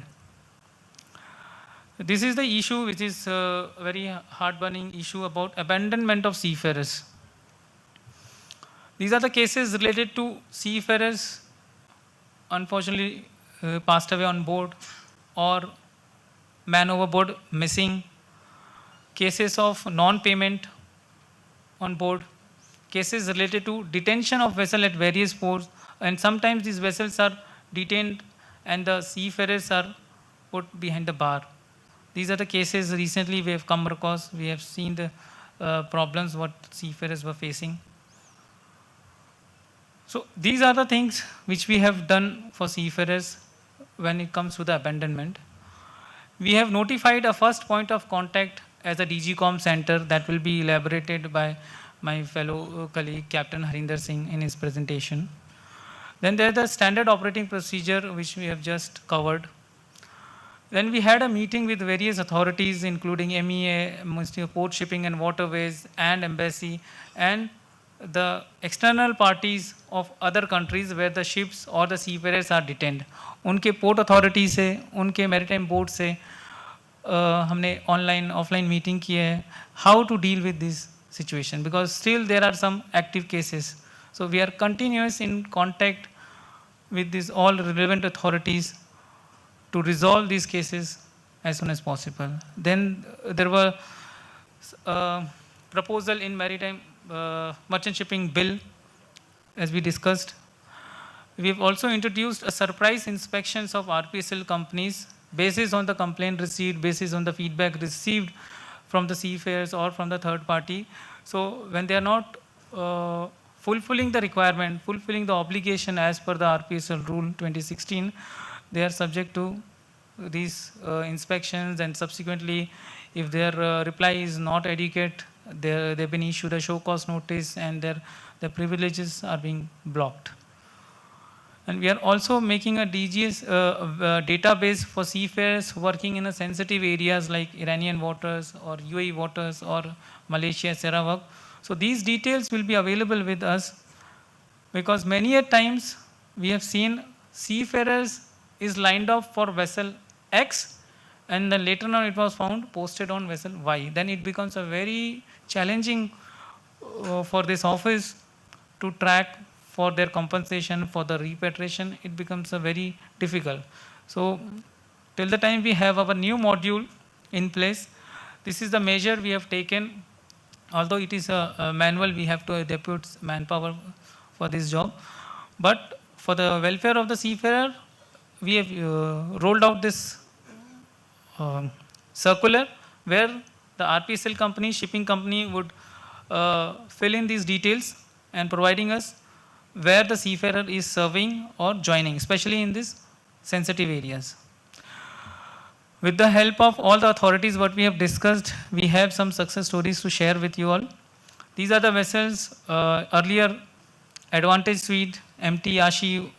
Now in present recent cases, there were cases from Fatma Ulul, MSC Aries. These were the vessels where seafarers were rescued. This is a Global Charlene vessel released from jail, but still waiting for the formal order to return to India. So we are continuously following up these cases with the counter authorities to get them back as early as possible. This is the photograph of MSC Aries when the seafarers returned, and we had a debriefing session with them. Since they were all from a different part of India, we requested MSC to arrange an online meeting, and they did so, and we could talk to them what problems they have faced and how they were helped with the company by the authorities in India or by the counter authorities abroad. This is the glimpse of the first point of contact DGCOM center, which was inaugurated by Honorable Prime Minister Shri Narendra Modi ji. This is the photographs where your first point of contact, where first information report landed. This is the place where from where it disseminates to the respective offices or personnel, whether it is day, night, they all are 24/7 manned. This office is always manned 24/7. This is the way ahead I would like to tell you, especially the seafarers. You have to see your employer wisely. You see whom you are reporting for your employment. That's very important, because these are the prevention measures before you land up. I'll just tell you a small thing. When one seafarer was lined up to join from Iran, he found something suspicious because he was told to join one ship and he was forced to join another ship. Somehow he contacted, we have given our contact details on website. तो वो seafarer ने हमको contact किया, फिर हमने company को बोला और उसको वापस बुलाया विदाउट ज्वाइनिंग, बिकॉज उसका जो ई माइग्रेशन किया, जो फॉर्म 1 जनरेट किया, वो किसी एक्स शिप के लिए था, उसको वाई शिप बोल रहे थे, and without any proper justification. And that is the kind of awareness we want. I am looking forward this kind of awareness. अगर इस तरह का अवेयरनेस है कि आपको कंपनी बिना किसी जस्टिफिकेशन के किसी दूसरे शिप पे, किसी दूसरे टाइप के या किसी दूसरे साइज के जहाज पे बोल रहे हैं, you ask for an explanation. There are cases when you have genuine reasons, but you can make out whether it is genuine or not. Then you have to read your terms and conditions of employment carefully. What all mentioned, because many a times the seafarers are signing the contract without details of wages, without details of compensation. उसमें कुछ भी नहीं लिखा है, लेकिन वो sign कर रहे हैं $150 या $200, $500 ऐसा लिखा हुआ है और ज्वाइन कर रहे हैं. So they are not going through the proper CBA और SEA. So that the seafarer, it's high time that seafarers are aware. If you do these two things, then you can stay on board peacefully. Now, I also have way ahead for associations or unions and the training institutes. We have been teaching the syllabus as per the STCW code, but now it is also time to teach about the rights of the seafarers. If they are taught, if they are aware on shore, I think most of the problem will not occur at sea if they are aware. So they should know what all things should be done, what all things are okay, what all things are not okay, when to report, when to press a distress button. That is very important. We all learn about the emergencies and technical aspect, but this is the aspect where we all need to jointly work. So I request associations, training institute to conduct such kind of sessions where seafarers are made aware. These are the initiatives taken by DG Shipping. I have compiled it and I put in a QR code. It will be displayed later and it will be circulated also. So you can download. These are brief details with the link, what all things have been done. My colleagues, Captain Daniel, Mr. Sudhir Kuakade in training branch, they all have done so many things for the seafarers. So I tried to compile and put a link so you can download and see what all things available, readily available. If you read these things, you will be made aware. Thank you. Thank you so much. Okay.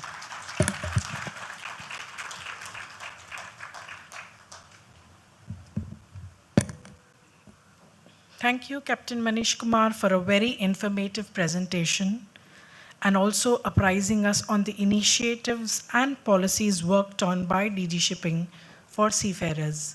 And like you rightly mentioned, it is a collective task of the entire maritime industry to create more awareness about the rights of seafarers. We now move on to the next presentation and video on Safety Connect and Casualty Analysis, Role of DG Shipping by Captain Harinder Singh, Nautical Surveyor.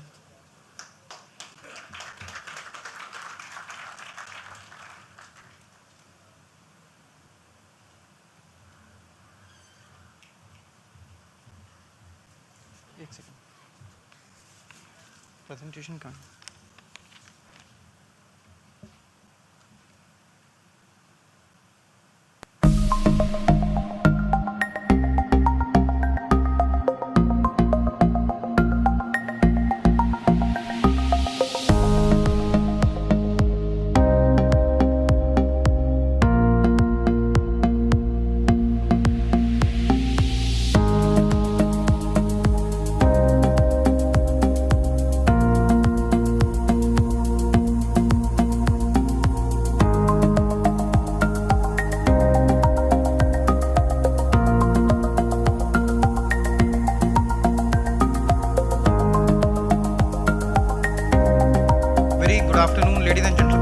It's a privilege and honor to be addressing such an august gathering.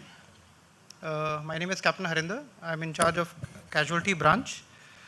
And I'm one person nobody wants to receive a call from. And whether it is the ship owner or the ship manager, when the call comes from me, it generally brings a bad news. And generally my call timings are after 10 and between 2. I'll be giving a very brief presentation on Safety Connect and Casualty Analysis.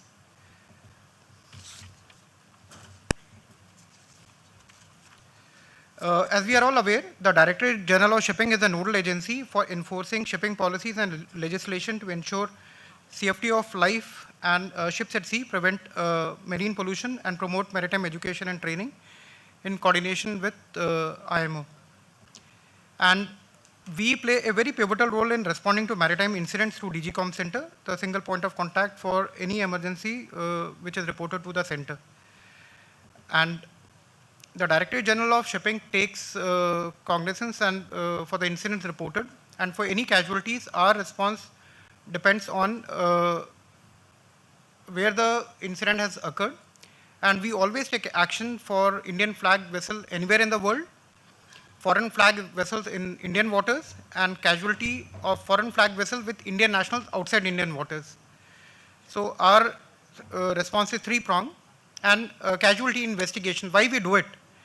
We do it for two reasons. One is to fulfill our domestic mandate, which is as per section 359 and 389 of Merchant Shipping Act, and as per India's international obligation as per SOLAS Convention, MARPOL Convention, Load Line, MLC, and most importantly, UNCLOS. And as we are all aware that India is looking to increase the percentage of its seafarers from 12.8, which is currently, to 20% by 2030. And this graph has been shown by my colleague, Captain Manish Kumar. And when we are doing casualty investigation, that is one part which we have to do, that is mandated by law. But there is something more to it. We also have developed a online casualty module. Basically, when we are doing preliminary investigation into incidents, these incidents are very few in number, but they don't reflect the complete picture. And to gather a complete picture, the DG Shipping has developed an online casualty module, and we have statistics. As it says, it's easy to lie with statistics. It's hard to tell the truth without them. And as part of this initiative, like we can present the statistics, but to have a deeper outreach, a deeper connect with the seafarers, we want to capture these safety learnings through safety videos, so that these are part of the educational curriculum. And I'll be playing a small video, which is about 4 minutes duration. And we have adopted what the Secretary Sir had said in the opening remark. Our motto is Suraksha Sarva Pratham, Hamesha, safety first, always.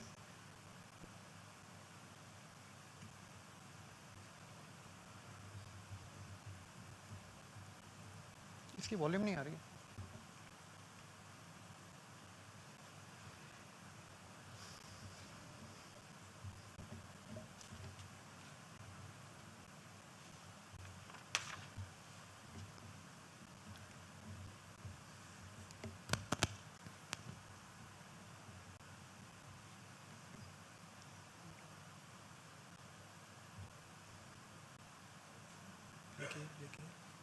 Break कीजिए.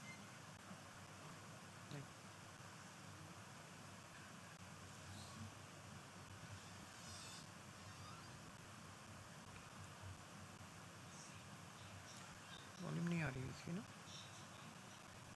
बहुत कम आ रही है.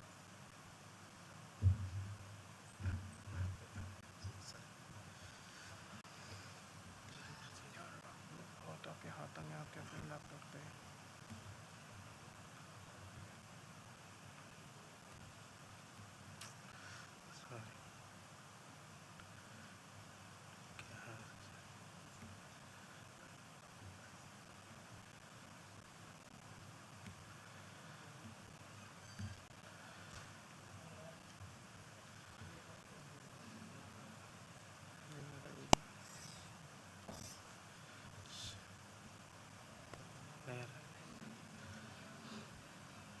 इसी में आ रहा है. इसको ऊपर नीचे मत कीजिए. Sir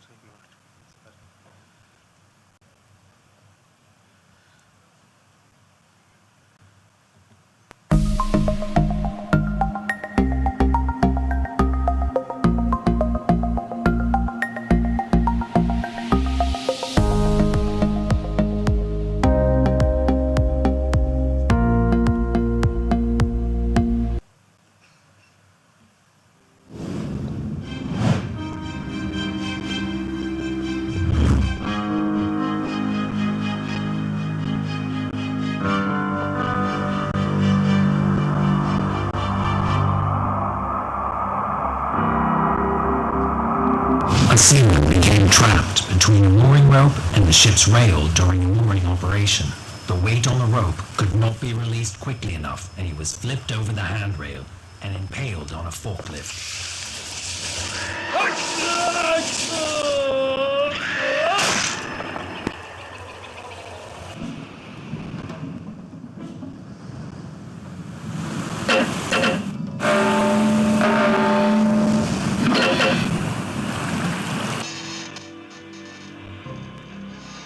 Anchor shackles, especially joining shackles, have failed, resulting in loss of anchor.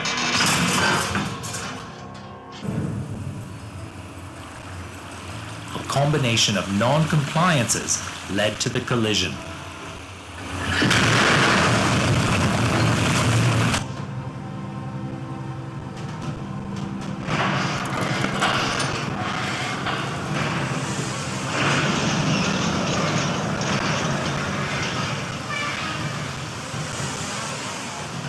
Chief officer went to attend to the line when his leg got caught in a bite and was dragged and wrapped onto the winch drum.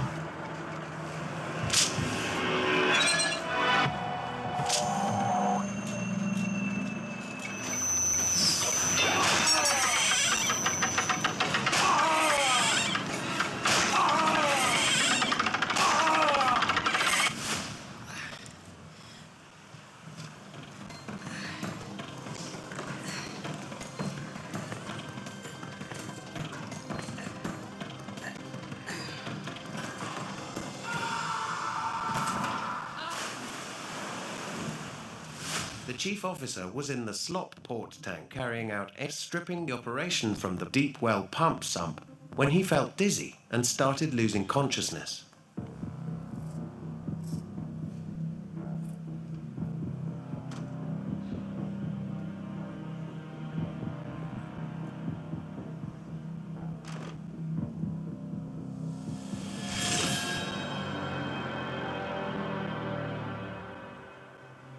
Ship's office, third officer, come in. Yes, sir, third officer reply. Okay, you can shut the ballast valve now.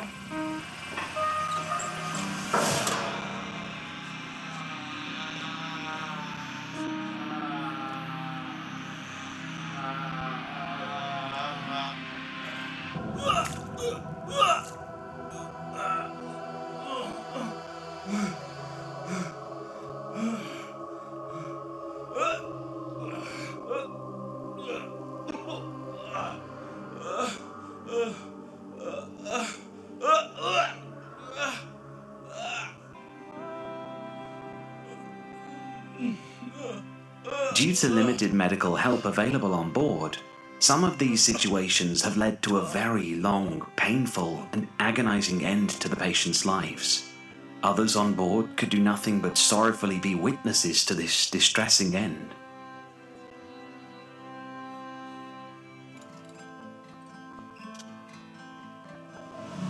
Unfortunately, we cannot rewind our actions in real life. Be safe.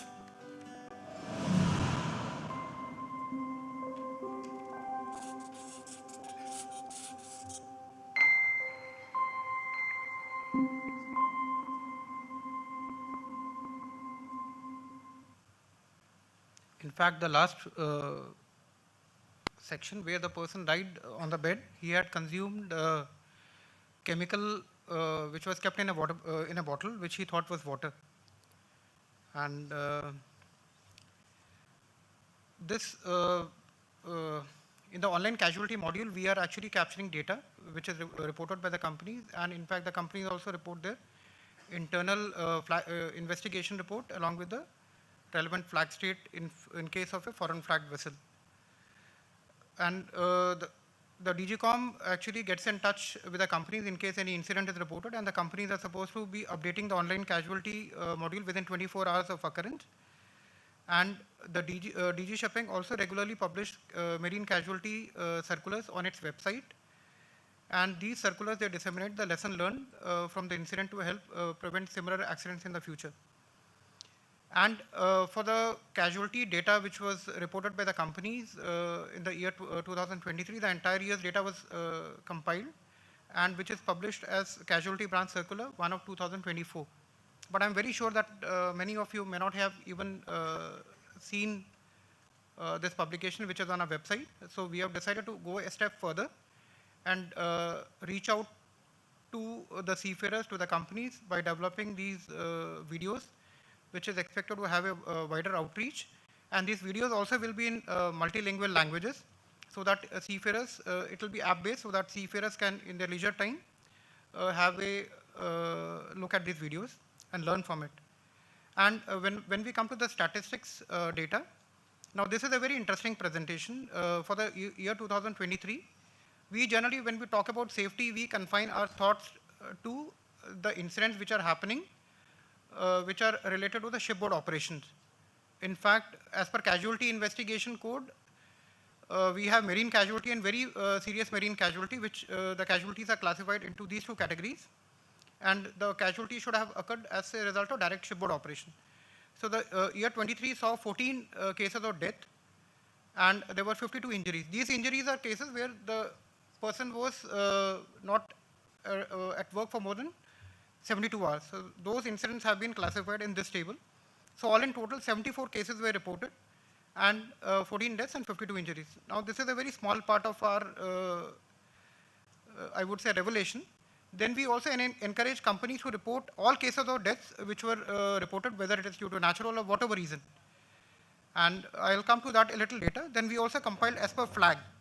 When we see the maximum number of cases were reported by the Indian flag, that doesn't mean that the Indian flag per se is safe. The number of seafarers engaged on Indian flag is far lesser than the foreign flags. So basically, Indian flag has contributed to less than 24%, just about 24%, I would say. Indian flag's contribution to incidents is only about 24%.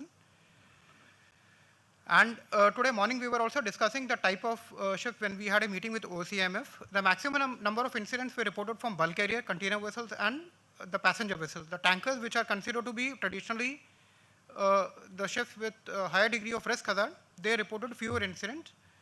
And why that is the case, that is a different subject altogether. And now this is a very interesting statistics for the year 2023. When you come to cases of deaths of seafarer, which is either happening due to suicide or due to sickness on board, either on board or ashore, or death ashore due to accident was only one case where a person drowned, he had gone to the beach. But now this is a very startling revelation that deaths due to other reasons was 4 times higher than due to shipboard operations. Now, when we talk about mental well-being, we talk about mental well-being, but without these statistics. Now, how important is that can be gauged from this table. There were 79 incidents, and which is, of course, not there in the accident report which we have published in Casualty Circular 1. But nonetheless, this deserves a special attention from the ship managers, ship owners, and the seafarers themselves, that how important it is for them to look after their health, their mental well-being.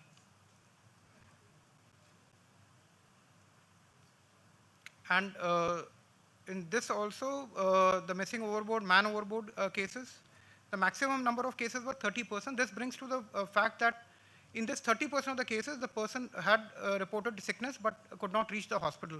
He died on board. And we also have casualty statistics from year 2015 to 22. And we are also in the process of making lesson learned and similar learning from these incidents. These will be of archival value, but nonetheless, to have a wider outreach, it is imperative that we even have a look at these figures. And now, who is not aware of or who has not seen this video?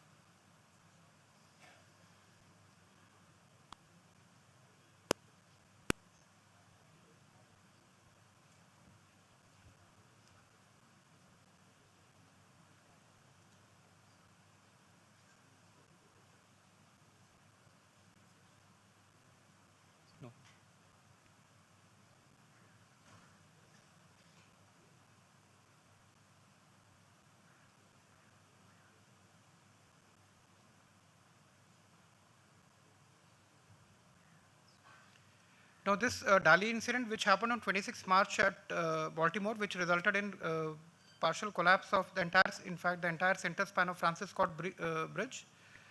The DGS team, as a substantially interested state, participated in the investigation on invitation from United States Coast Guard.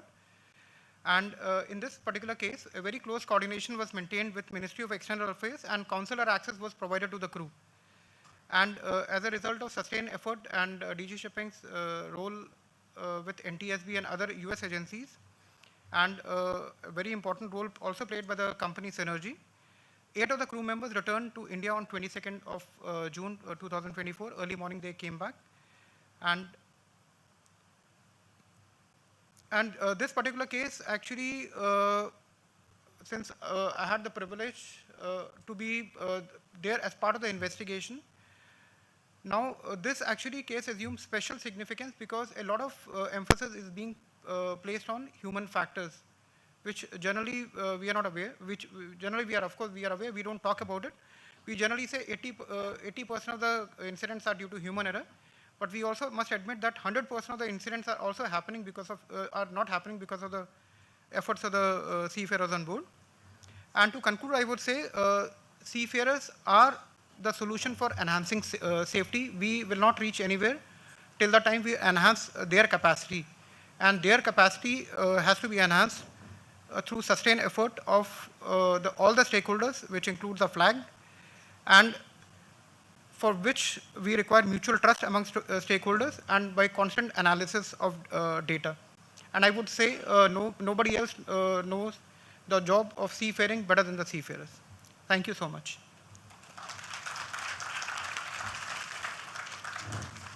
Thank you.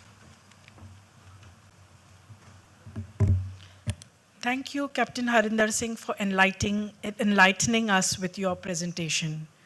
We now move on to the last one in the series, which is a presentation on strategy for the increase in the Indian seafarers from 12% to 25% globally by Deputy Director General of Shipping, Dr. Sudhir Koha Kade.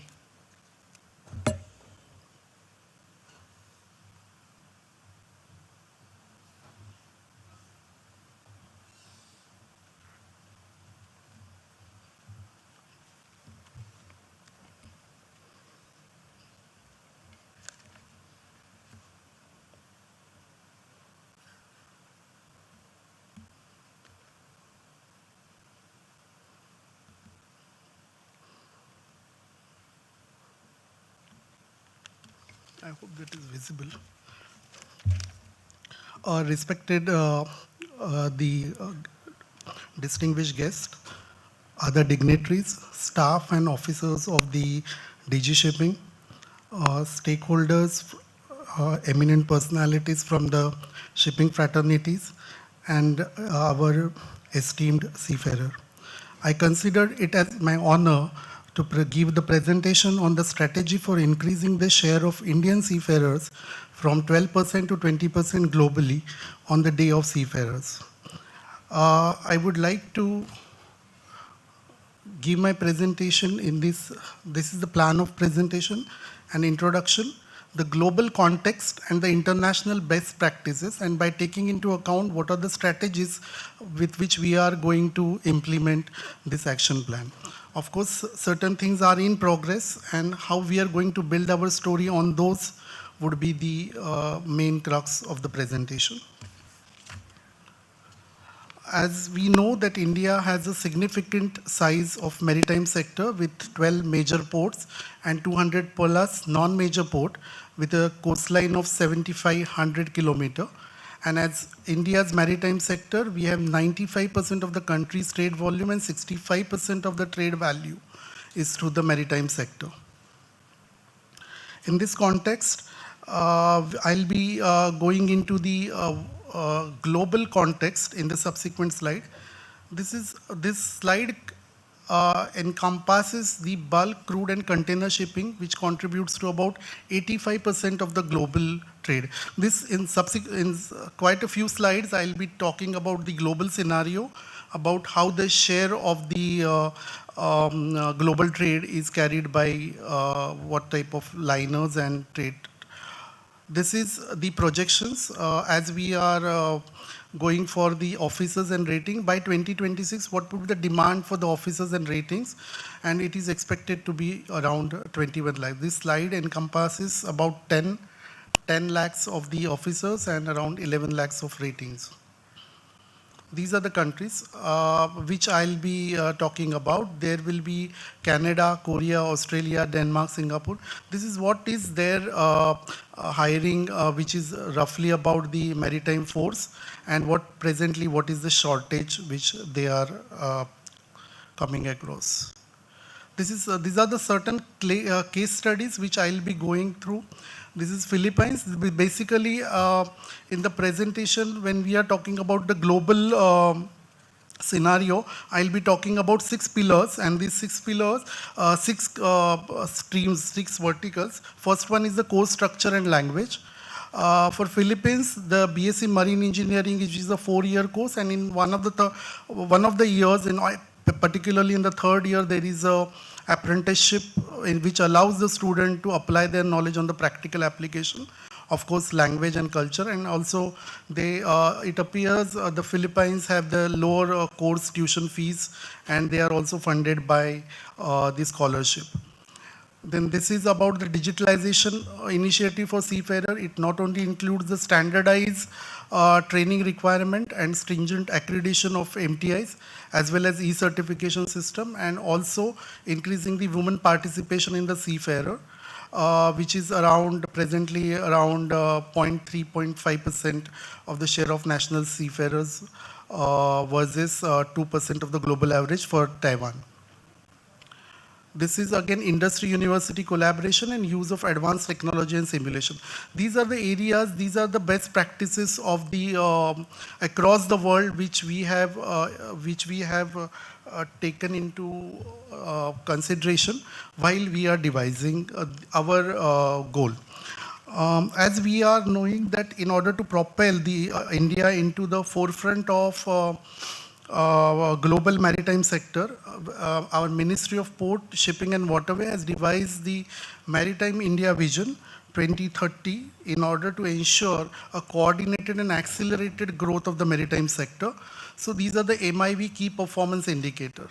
At point number 10, if you can see the share of the percentage share of Indian seafarer across globe, what we are envisioning is to be increased from 12% to 20%. These are broadly the figures of this thing. As one of the colleagues, Captain Manish, has already told, it is 2,95,000 as on date. 24 data is not included here. So this is what is the picture. We are at 21, it is 6%. Now we are hovering around 14%, and our vision is to go to 20%. This is the strategy which I'll be talking about. Basically, this is based on the 4 key pillars, and the strategic intervention of this is already at an operational level. I would like to summarize that we have given first preference to the analysis of the current and future challenges to define the initiatives. Second would be driving an innovation by utilizing the latest technology. Then creating a time-bound action plan. Fourth would be the benchmark to understand the current capability and resources. Then addressing those capacity building and human resources, and then explore the ideas to achieve waste to wealth. So these are the 4 pillars which we were talking about. Enhancement of the quality of maritime training, which again have standardized entrance test, redesign curriculum, faculty development, dedicated training in the hospitality, basically looking after the quality aspect.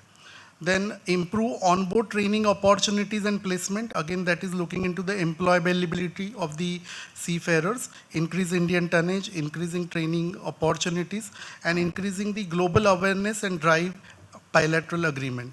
Then promotion of career at sea, again a reinvigorated thrust in seafaring by various publicity, marketing campaign, giving the scholarships to the women candidate, and training academies and center. And then last would be the seafarer welfare and attractive alternative career opportunities, which include their welfare facilities and defined alternative career path. I'll be going into each one of them very quickly. I know that we are just running very short of time. I'll be really quick. This is a standardized entrance test to ensure the quality of candidate. Basically, DG Shipping being the maritime regulator, we are interested with the responsibility of the maintenance of the basic minimum standards for the entry into the maritime training courses. And what we feel that there is a lack of maritime awareness in the young student, and there is a lot of confusion also among the eligibility for the admission. So in this context, the training circular 12 of 2020 has already been issued, which gives the emphasis of the common entrance test, which is being conducted by IMU for all DGS approved maritime training institute for certain pre-C courses.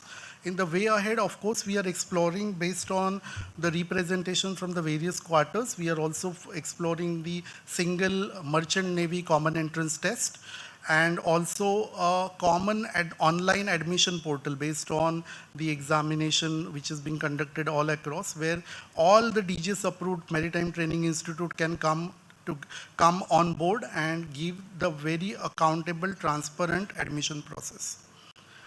Second would be the redesigning curriculum with the new age courses, e-learning and digital technologies. These are the rationale which are proper academic curriculum. The process of examination need to be end-to-end automated, ensuring proper training and standardization, and ensuring all matters of the registration, certification, added qualification, additional certification should be seamless and technology based. In this context, DGS has introduced the 3-tier system leading to the issuance of course completion certificate. This include e-learning, virtual classes, passing of an online exit examination. Apart from that, there is a new simplified continuous discharge certificate rules 2017, making the entire process and issuance of CDC, which is paperless and online.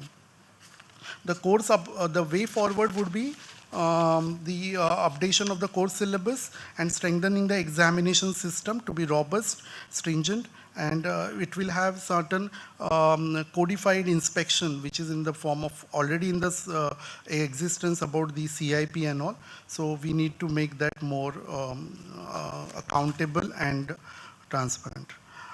Then next slide would be the faculty development program. Again, we require to enhance the teaching skills of the faculties.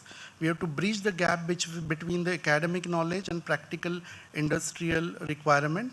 And we finding this, there is a shortage of faculty, there is an inconsistent quality of the training, and there are limited opportunities for the existing faculties. So in that context, we are looking after a faculty development program with workshops, seminars, and certification programs, which is developing a comprehensive training program for all faculties.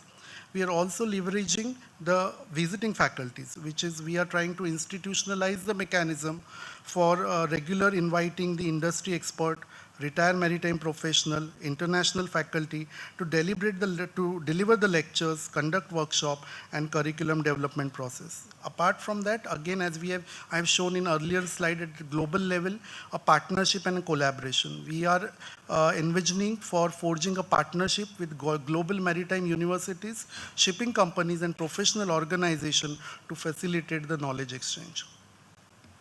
This is dedicated training in hospitality for cruises. DG Shipping has signed 2 MOUs for cruise shipping, and of course, we are taking it forward. The second pillar, which I was talking about, improved onboard training opportunities and placement. This is the increased Indian tonnage. We require the protection for Indian flag and a strong fleet of ships sailing under the Indian flags, and ships registered under Indian flag are subject to Indian laws, providing a certain benefit for Indian ship owners and seafarers. This is broadly the statistics of number of ships, total tonnage of the ship.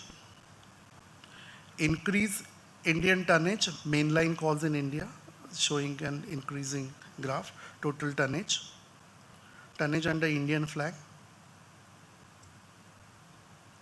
This is the way forward. Creation of the Shipping Development Fund to provide easy and timely access to the fund, and extension of the subsidy scheme for promotion of flagging of merchant ships in Indian flag to Indian flag vessel on export and coastal trade. Increasing training opportunity. Of course, we have around 295,000 seafarers which are actively employed, and most of them are on the foreign flags. So these are essential. They are registered for smooth operation of the maritime activities. So in order to enhance the India's share of global seafarer, we can build on those initiatives and targeted intervention, which I've just given in the next slide. So these are the training quality, how we are going to do it. Already I have covered that. Onboard training, berth availability, which again gives incentive, ship owners, MOUs, collaboration, digital management. Again, a placement support and seafaring profession attractiveness, which is again I have covered in the subsequent slides. Again, increasing global awareness and drive the bilateral agreement with the major ship owning countries. We have mutual recognition of COC for Iran, Malaysia, UAE, South Korea, Sweden and UK. For agreement for unilateral recognition of Indian COC, we have around 34 countries. This would be the third pillar, promotion of careers at sea. This is, we are currently seafarers strategies. In this strategy, we are going for a Crew Connect program, which has a structured platform for facilitating connections between the aspiring seafarers and potential employer. Again, a social media campaign and industry collaboration. Yeah, and I'll be really quick. Training academies, again, it is undertaking a various awareness program.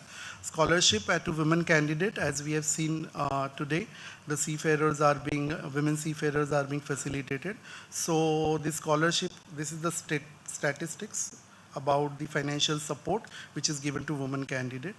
Again, the Sagar Mein Samman and other initiatives like Chinese Taipei shipping companies employ women seafarer as a part of their CSR. So these are all initiatives which you can take. I'll be coming to the last pillar about the professional development courses with flexible learning mechanism, which I have already covered more or less in the curriculum. I'll be just keeping this. Offer a welfare facilities and counseling. Again, these are the present status where MS rules, maritime labor rules have been notified for the rights and privilege. My colleague has already explained it in the previous presentations. So now this is again, this is a sort of a repetition, but at the cost of that, industry also needs an expert in other domains besides seafaring, and we find there is a shortage of professional in the various areas of maritime law, logistic, port operation, marine engineering and other specialized field. So increasing in expertise is required for developing a well-rounded, well-coordinated and well-developed maritime sector. So these are the careers which we are proposing. These are the defined alternative course. This is all, and as everybody, just to sum up, as we understand, this is all work in progress. We are building on, we have already achieved something which we are trying to build up over a period of time. By 2030, we want to achieve this thing. What I mean that we are not only engaging into the numbers just by 12 to 20, we also wanted the quality of the seafarers, which is also of paramount importance. In one of the mental health survey, as we know, the WHO has refined health as just physical, mental and social well-being, and not merely the absence of disease or infirmity. So similarly on this front, we not only want the numbers, we want a quality manpower, a quality seafarer who should be able to achieve the vision of global India being a global maritime leader. Thank you very much for your patience.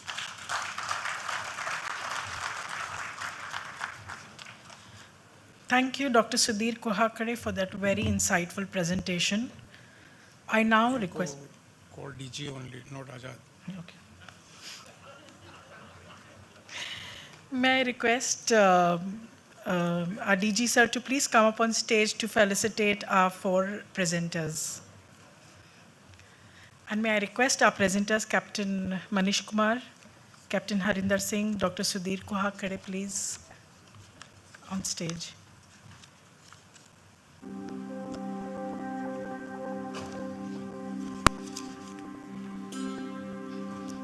Captain Anish Joseph, may we have you on stage, please?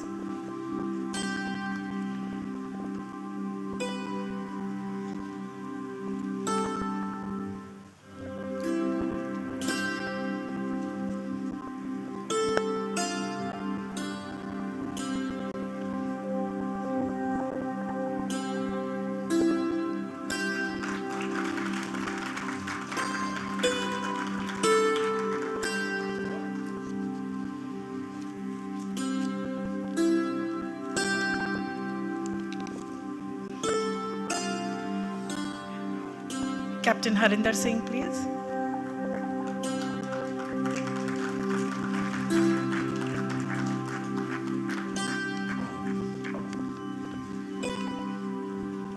May I request Captain Manish Kumar to please come up on stage?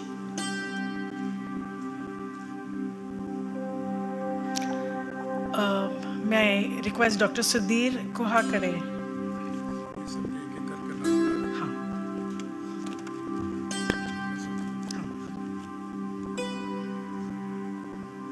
पढ़ना है ना? बोलने की जरूरत नहीं appreciation से We express our sincerest appreciation for the exemplary service and unwavering dedication and the pivotal role played by, in collaboration with the DGCOM Center, the Indian Navy, the Indian Coast Guard, and other agencies, which has been instrumental in ensuring the safety and security of maritime operations, both domestic and international. Accordingly, a letter of commendation is being presented to Captain Anish Joseph, Deputy Nautical Advisor, for his service and invaluable contributions to maritime safety and security. May I request Captain Anish Joseph on stage, please?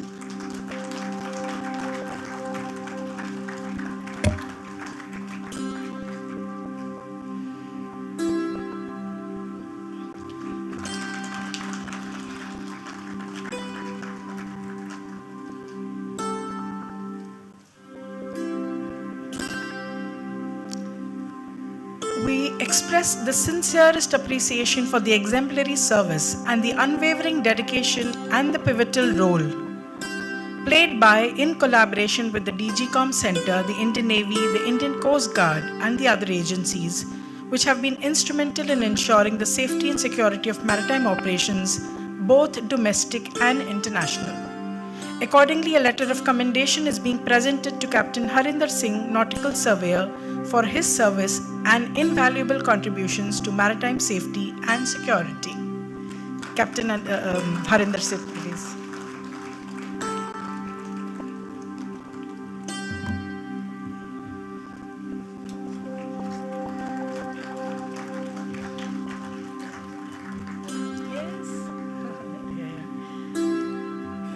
May I request Captain Manish Kumar to please come up on stage to be felicitated.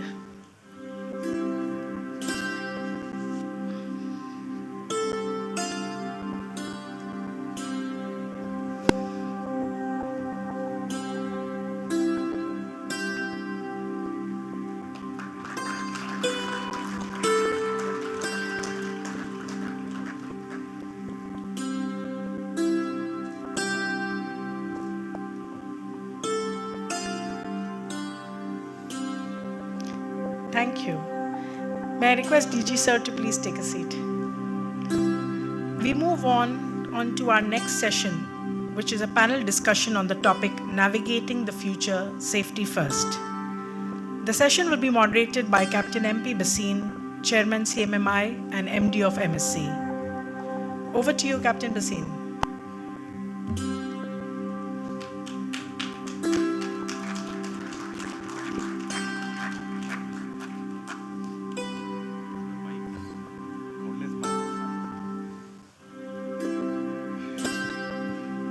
Good afternoon, everyone. Without just to the shortage of time, I'll just straightway go and invite the panelists. First of all, Ms. Fiola Felix de Souza. Ms. Fiola, she's here. Yes, while she's coming on the stage, proud to state, she is the first woman seafarer on this platform who has recently completed her pre-sea training in GP rating and all set to join her first ship. Please, have a seat. Have a seat. Next, going on, Ms. Bhagyashri Ogale. Bhagyashri? Yes. She is a Class 1 marine engineer, presently sailing with TK Tankers, graduated from Trelawney Institute. Among the various accolades, she was awarded youngest girl to clear MEO Class 4.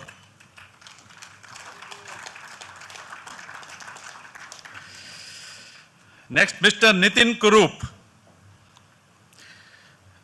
Nitin is a senior marine engineer with Williamson and sailing on LPG ships. Apart from second engineer, he has also sailed as gas engineer for such technically advanced ships and has in-depth knowledge of even LPG plant. To add to that, he has won various awards in quiz as well as in art drawing. Versalite presently. Last but not least, Captain Ashley Rosario.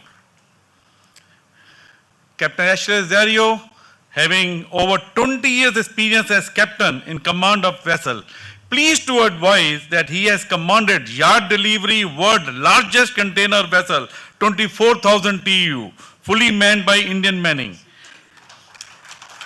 And in simple words, he says, sir, my best gift, my best award is that I have sailed on the oldest ship and now the So all of you, welcome. So I proceed. I have been told the time is very short. So I will not be asking you many questions, but whatever question I ask, please be brief. Rai Sahab, I have done your job. So let me start with Fiola. Okay? First time a rating female seafarer coming on such a big platform. So I'll ask you a simple question. What is your idea about navigating the future safety first? Well, sir, thank you for inviting me for this event. I have recently completed my GP rating in TS Rahman, and this theme would allow me to focus on the full range of safety and regulatory implications, arising from new and adapted technologies and the introduction to alternative fuels. And including measures to reduce GHG emission. Well, this theme reflects to IMO's work to enhance maritime safety and security in relation with the protection of the marine environment. Thank you, Fiola. You amaze me. I was expecting much simpler answers, and you have gone into GHG and emission. So Bhageshwari and Nitin, you have a tough competition coming from there. Let me go to Nitin first. Nitin, we know new developments in the engine room have come up. But instead of asking what new development, I will ask you a question. What is the new safety standard associated with the new developments in the engine room? Okay, so thank you for the question, sir. First of all, I would like to thank Pal sir from IMEI, Navi Mumbai, for giving me this chance to be part of this panel in company of esteemed dignitaries and personalities of Indian maritime industry. Coming to your question, sir, yes, a lot has changed in engine room since the time I have joined shipping. For example, in view of the recent decarbonization of the shipping industry, dual fuel engines are being used on board. Safeties associated with them is that the gas fuel tanks, they have their own pressure relief valves. The LPG, LNG, ammonia, methanol, etc. are being used as dual fuel along with the conventional fuel oils. Needless to say that with new kind of fuels, we'll require dedicated fuel handling systems. So just now, from 1st January 2024 onwards, whatever ships will be built, they will have their the fuel treatment room for gas fuels will have their dedicated fixed firefighting systems. All the dual fuel engines pipelines will be double walled. Pipelines will be double walled and air circulated by mechanical ventilators which will be situated outside the engine room. So this will make the engine room a non-hazardous area. Also, if any gas leak happens, then the gas is contained in the outer wall and is detected by the hydrocarbon HC sensors. Nitrogen purging is carried out in the gas lines after use of the gas lines, so that no gas leaks into the fuel oil lines. Coming to other developments in engine room is the NOx, SOx and BWT systems. Just briefly to go on them, NOx systems are for reducing the NOx content in the engine room. So we use SCRs, SNCRs and a hybrid mode. and primary methods like exhaust gas recirculations and water injection. For SOx, we have scrubbers which are wet type and dry type. And for BWTS systems, that is to comply with the international convention for management and control of ships ballast and sediments, we are using ballast water treatment systems so that we avoid transfer of any invasive marine organisms from transferring across marine ecosystems. So these systems we are, engine room is more involved in more chemical handling. So related to chemical handling, we have changed a lot of procedures in our ship's SSMM. So these are the new safety standards which are applying in engine room because of these new changes. Thank you, Nitin ji. Actually, it's a very vast field. If we keep on talking about the safety, the whole day seminar is required. But he has given the bullet points. Thank you. Bhageshwari, you are next. I am coming to you. Being a senior marine engineer, long time in industry, what kind of safety tips you would like to speak with respect of women seafarers? Okay, thank you, sir, for giving me this opportunity to talk in front of such an esteemed dignitaries and panel. First of all, I want to say that going ahead, we need to be situationally aware because a lot of things keep on changing in this industry and every minute there are changes. So it's important that we are situationally aware. If there are any changes, we need to make sure that we understand the risks and take the safety guards against them. And the other thing is there's so much changing technologically wise that we need to be updated and keep training ourselves. As a woman, I would say that conduct really matters. So being still as a minority in this field, we need to ensure that our conduct is so good that no one can raise a finger on us, because whatever you do, because you're a minority, the way you talk, your body language, everything is going to be judged, watched. So you need to be careful on how you react with everyone there. And saying this, even if you maintain a very good conduct, people will always talk. So that is also important, that you need to shut down the noise and just concentrate on your goals. Bhageshwari, very well said. You know, because the way we all, India and internationally, we are giving a lot of importance to gender diversity, increasing the women's share. It was also spoken by the various speakers earlier. And you have given a punchline. I just want to ask one thing more to you. What is the future of women in this industry? But please be very brief. Keeping IMO strategy of gender diversity, because you touched that. Yes, one thing is that DG has taken so many initiatives for increasing women in this field. So the future is very bright for women. But at this point of time, I must say that women should not take this also for granted. You have to work as hard or even harder than your counterparts to make yourself as an asset on the ship and not become a liability. And it is also the responsibility of the men on the ship to get a conducive atmosphere on the ship so that women can flourish there, to make this gender diversity positive. Thank you. And that's why DG Shipping has already started a gender sensitization course. Any course you do of DG Shipping, you have to do that module. Thank you. Captain Ashley, with the newer technology coming in, briefly tell us, how can we fulfill IMO theme, navigating into future safety first, from your perspective? Good evening, everyone. Wish you all gathered here a very happy Day of the Seafarer. With continuous upgradation of automation on board vessels and ashore, it is very important that we stay updated with regular training. With newer technologies coming in, whether it's a new equipment, new machinery, or engines with dual fuel, it's a task to achieve a goal towards minimum accidents and protection of the marine environment. As we, the seafarers, are the forerunners, it's very important that we stay abreast of the latest equipments, regulations, and continuous hands-on training and simulator training. Most important aspect is the seafarers themselves, who need to dedicate time when on board and ashore in understanding the working of the various new equipment and stay abreast of the various rules and regulations.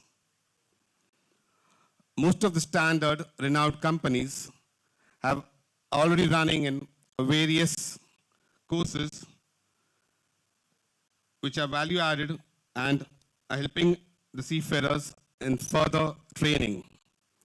But the seafarers, on their behalf, need to pay time and attention to the courses. The most important aspect which I felt as a master was that with the newer equipment and the technologies coming into picture, we should not forget the basics. Technology is good. We using it is good. Especially the youngsters are so tuned to the electronic equipments, that's the IGNIS, the radar, somewhere the basics of position fixing, visual lookout, parindexing is something which we need to train the juniors when they come out to sea.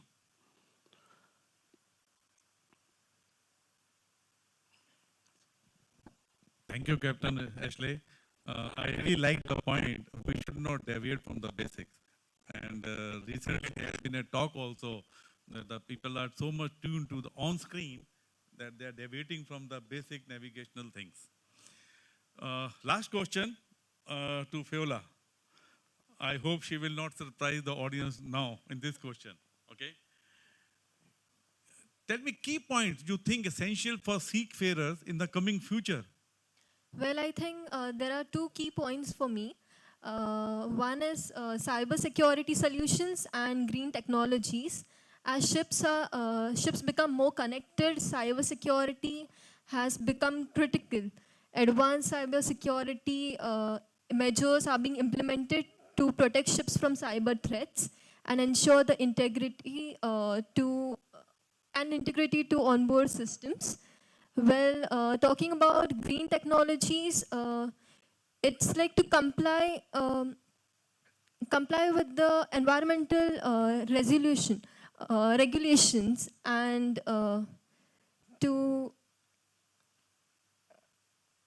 reduce carbon footprints. Like shipping industry is what do you say? We can say is like shipping industry is adapting green technologies such as LNG, propulsion, hybrid and electric propulsions. They are using wind and solar power as well. Fiola, you amuse everyone. You are really, again, you have gone way beyond. Even the person who has just done her 6-month PC rating training, and she's talking about GHG, greenhouse gases, she's talking about cyber security, she's talking about carbon reduction. Just to know this subject actually is very good for you. And I'm sure the women seafarer of the future can take a lead from her. Thank you, all the panelists. Thank you very much for the great contribution. Nitin wants to say something. After seeing young cadets here, I just remembered my pre-sea days. So when I joined my first ship, all my knowledge and my safety instincts were direct function of my training institute from IMS Goa. So I believe that for navigating the future safety first, that maritime institutes, pre-sea training institutes play a paramount role in this, because that is where the first time a person is a cadet or a engineer is exposed to this safety culture.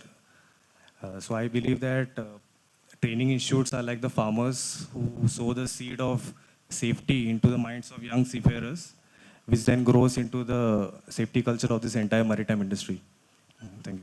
Thank you, Nitin. And along with that, also onboard mentoring is very essential that the onboard seniors take interest in the juniors and train them. So all back to Ms. Leah, is all back to you. Thank you. Thank you, Captain Basin, and all our panelists today for sharing their valuable insights. Our apologies that because of a lag in the timing, we had to cut short our panel discussion. And We now call upon Chairman NMDC Organizing Committee, Mr. Atul Ubaleji, to please come up on stage to felicitate all our speakers of the panel discussion.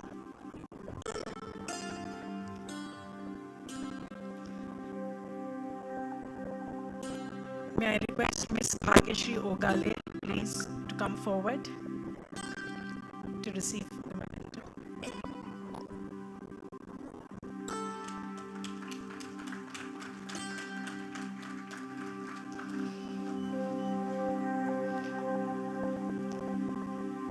Ms. Fiola Felix D'Souza, please.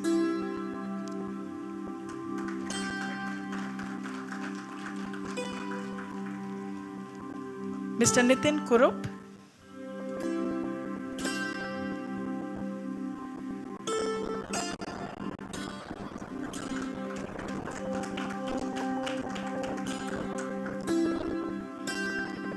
Captain Ashley Rosario.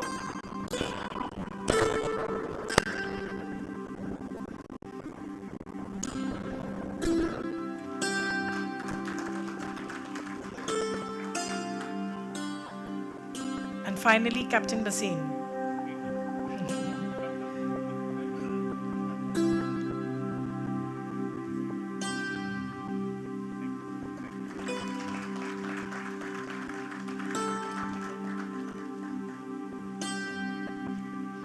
Thank you, sir.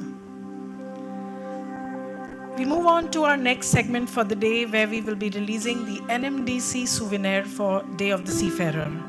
I request the editors of the souvenir to please come up on stage. Dr. Pandurang Raut, Mr. Mukul Datta,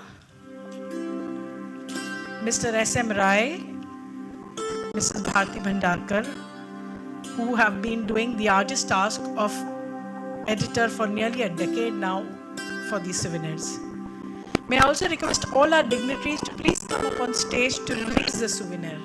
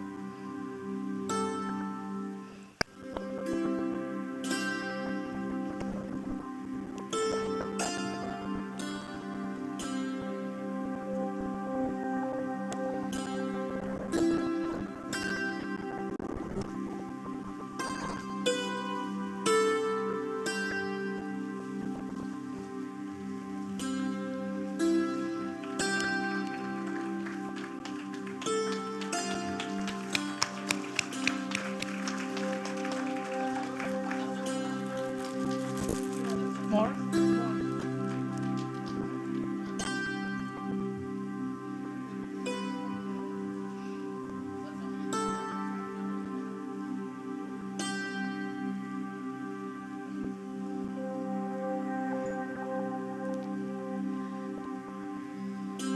I now request our guest of honor, Captain Karen Davis, to kindly felicitate our 4 editors.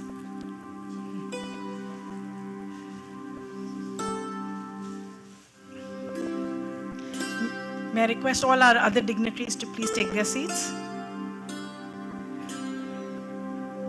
I call upon Dr. Pandurang Rao to receive the souvenir.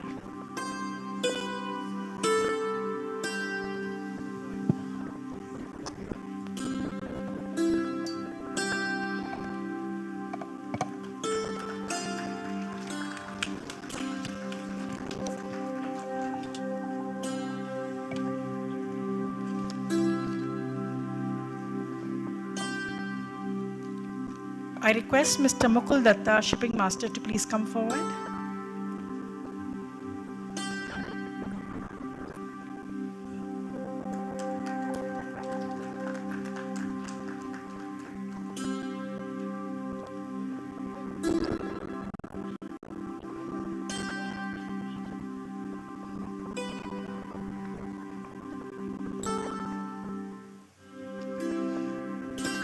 I call upon Mr. S.M. Rai to please come forward.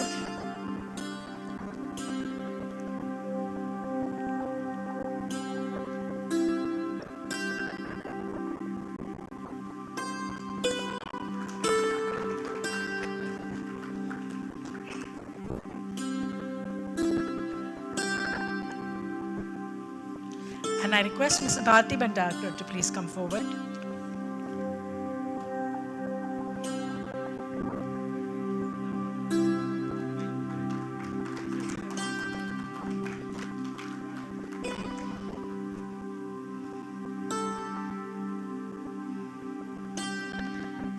Thank you, Captain Davis. May I request you to please take your seat.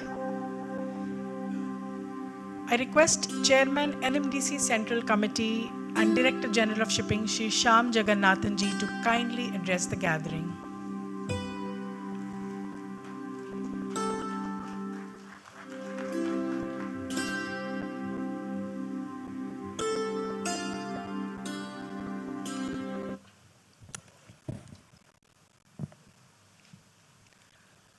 Namaskar, good evening.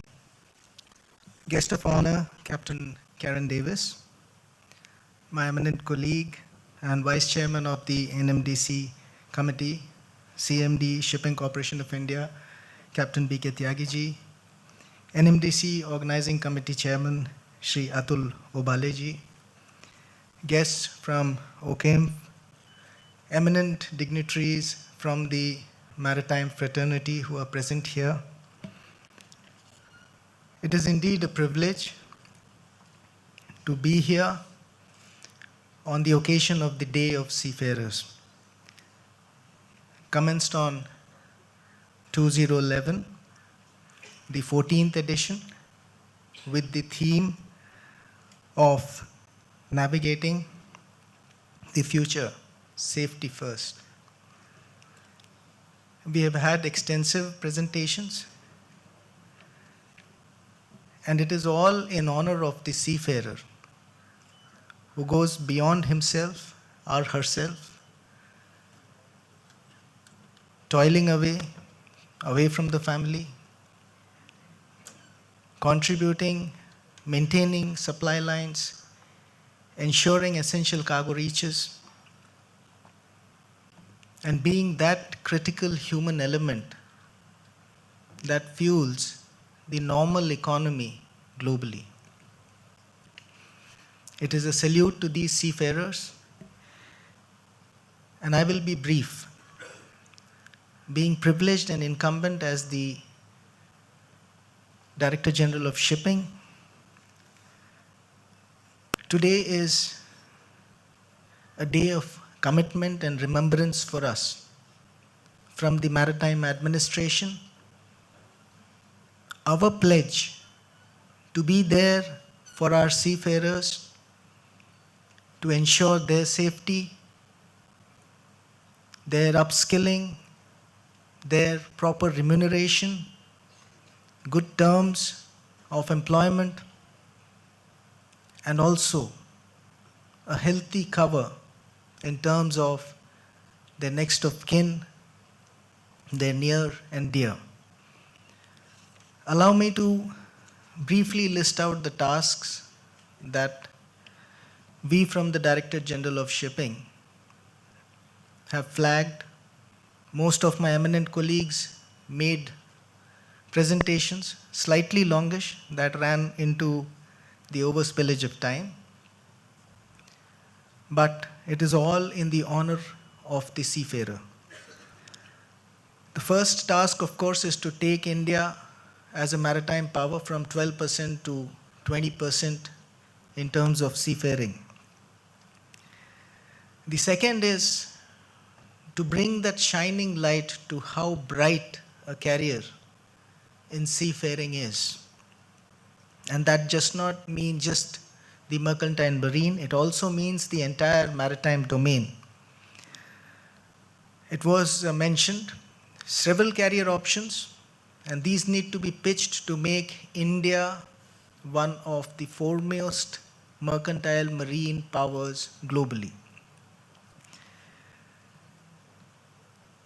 We plan to reach out to schools, to universities, to motivate the young, because India has a demographic dividend, and capitalize on them to join the seafaring fold. Sagar Mein Samman and Sagar Mein Yog. Sagar Mein Samman is the global equivalent of diversity, equity, and inclusion, honoring our lady seafarers and also our seafarers in providing them all benefits and privileges and allowances as per the MLC, and a good employment on board and also offshore. Sagar Mein Yog is the global equivalent of the Wellness Connect. If you have good mental health, you have a sense of well-being, when you are in your job, you will ensure that you give it your best. You will keep yourself safe and you will keep your colleagues safe and ensure that what task has been assigned will be accomplished. We will further from the Directorate General of Shipping, quality maritime education and training, faculty development programs, bring in a state-of-the-art learning management system which allows you to keep yourself technically abreast and regularly updated. Today's video on the safety part is not about elaborate lectures. Some of the videos were animations and slightly gory, but that is to give you that immediate safety connect of how difficult it could be if you are not safety conscious. So the connect of Suraksha Hamesha Sarva Pratham, examination reforms end to end without any human intervention. I congratulate all the high achievers who were awarded and given recognition today. They are our flag posts of proof and evidence that they work hard and the assessment and competency framework evaluation system is going right. We'll remove the human element of ambiguity and ensure end-to-end computerization. We'll ensure as much as in our human abilities a security cover for you. These are difficult times of transition in shipping. One never fathomed what was happening in the Red Sea, and as Captain Anish had presented, those were sleepless nights.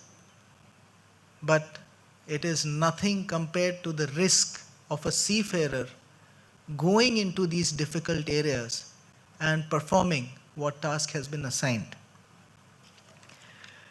Grievance redressal, crisis management, port welfare infrastructure, and seamless ability to move for your immigration, for your documentation, is what we intend to provide to honor you for the sacrifices and the commitment that you give to make all of us feel so proud and privileged.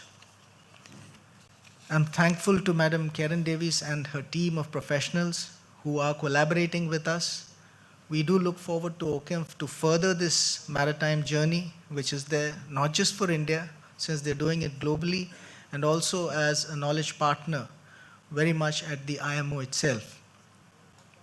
I am grateful to the NMDC organizing committee, the members, my officials, Dr. P.K. Raut, and all other eminent colleagues of mine who have come together as one organic whole to submit that we are there at your service, and for an Indian seafarer, they need to hold their head high, and any issue or any grievance or any concern, whatever possible, we from the Maritime Administration shall attempt to facilitate.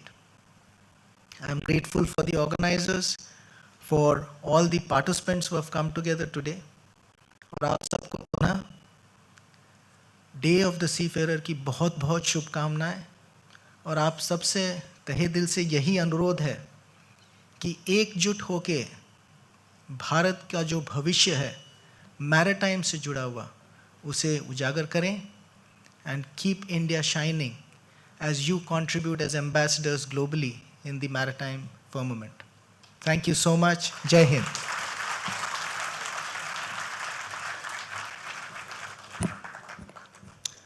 Thank you, sir, for your very empowering words. I now request our guest of honor, Captain Karen Davis, Managing Director, Oil Companies International Marine Forum, to share a few words with us.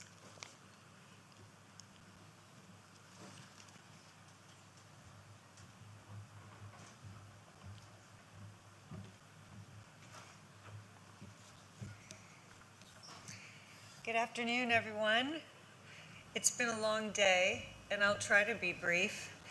I've prepared something, which I think would be very short, but I thought because we're here for the mariners that I'd tell a sea story, and I hope that you're okay with that. I'll use myself as the joke because I think it is a bit funny, but it's also a story that I think you could use to learn from in your classrooms and think about, especially to you cadets in the room and young sailors, how you can use this, think about this when you're out to sea. So the story begins that I went to the United States Merchant Marine Academy, showed up in 1984, and after having gone through my sea training and my 4 years reaching a bachelor's degree in science and got my third mate's exam finished, I went aboard my first ship with my sea bag full and what I thought was everything I would ever need to know about shipping. So I proudly went on board and I spent my first year at sea. And in that first year, I thought, maybe I didn't know everything about shipping. I better go back to my books and learn how to be a second officer. So I spent my time studying. I asked a lot of questions of the other officers on board the vessel and got my second mate's license, crawled up that gangway with my sea bag, and when I found that it wasn't just about the second mate navigating, drawing out course lines, setting positions, doing parallel indexing, I didn't really know everything about being a second mate. I'd better do some more studying. So went back to the books, got my days in, took my chief officer's exam, crawled aboard the vessel, and I was ready to move cargo. I was ready to take charge of the crew. I thought I knew everything about being at sea now. But over the years, as a chief officer, I realized there was a lot more to learn, not only from my the people that reported to me, but from the engineers and from the captain on board the vessel. So what did I do? I went back and I got my captain's ticket. I crawled up that gangway, got to the captain's office, shook the relieving captain's hand and said, "Okay, I've got it." I walked out of my office, went up on the bridge and looked out the windows and thought, oh my gosh, here I am on this VLCC. I'm the captain. What am I going to do? I didn't worry, because you know what I saw coming up the gangway? A brand new third mate. I was set. That third mate knew everything. So it is a bit of a funny story, but I will say that over my time at sea, having heard that joke early in my career, I did learn that we have to stay curious. We never know exactly what's going to happen. And the serious part of that is even the master on board the vessel doesn't have all the answers. So I'd say on this day of the seafarer, let's all as seafarers understand that there are moments when each one of us on the vessel are not really sure, have an answer, need somebody to talk to, need someone to think about what the options might be, whether they're the cadet or they're the captain or the chief. So I'll start again by saying thank you for having me here, Deputy General or Director General, the NMDCC. Thank you for hosting this wonderful event. And I think this event could go on for hours and hours. I'm really quite pleased with all the passion that our presenters already showed us in their presentations. They go long because shipping is in our DNA.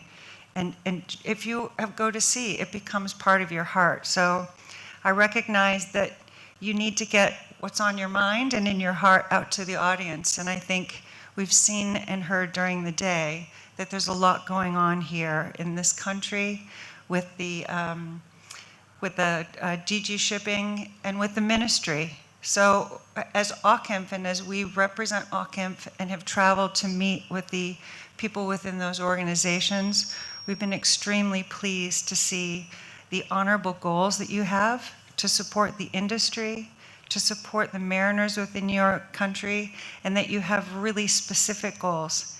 And along the way, OCIMF will really reach out our hand and partner with you on those. I think there's a lot that we're already doing that is a really great parallel with yours, and we believe that harmonized best practices are really the best globally, and they'll be, we'll consider also India in our decisions.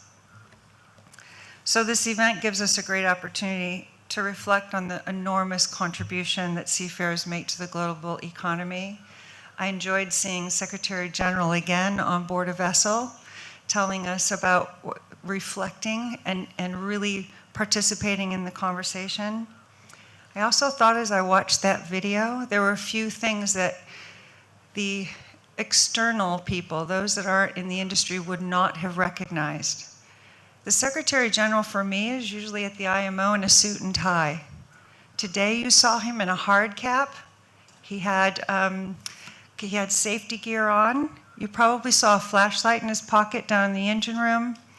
The one thing I noticed that he didn't have were long sleeves. So how many of you have to get on board a vessel and make sure that you're wearing protective gear all the way down to your wrists? So I would say Secretary General probably learned a bit about safety that day as well. And I know he appreciates it. So as I told you my joke, and that really wasn't about me, but I really love it. On this day, I'm reminded of my 15 years at sea, and the wonderful sunrises and sunsets, the green flash, but also the green seas on deck. I enjoyed the stars at night, and in my time, we actually took a round of stars and put the position on the chart. We also did sun lines. So it was a different time then. So I reflect back on those good old days and the romance of being at sea. But also, having sailed in the Gulf of Alaska with quite furious seas during the winter time and sometimes during the summer, I'm reminded of those hours I tried to sleep with my life jacket wedged underneath my mattress to push me closer to the bulkhead so I might get a few minutes of rest before I had to stand the next watch. I'm also remembered of that knock on my door, said 30 minutes to be on deck, whether it was 2 degrees outside or it was 50 degrees outside, it was nighttime or it was daytime. But I'm also really grateful for those moments where we arrived port, maybe at 0200, where nothing was going on in the port, except maybe the sound of a crane or the sound of the water splashing against the pillars. So I would say we've heard a lot of really tragic stories today and a lot of seriousness, but there is a beauty in going to sea, and having spent 15 years in it, I think I've seen both ends of the spectrum. I'll also share with you that although I wasn't aboard the Exxon Valdez, thankfully, I was standing watch on the 12 to 4 at the moment the Exxon Valdez went aground.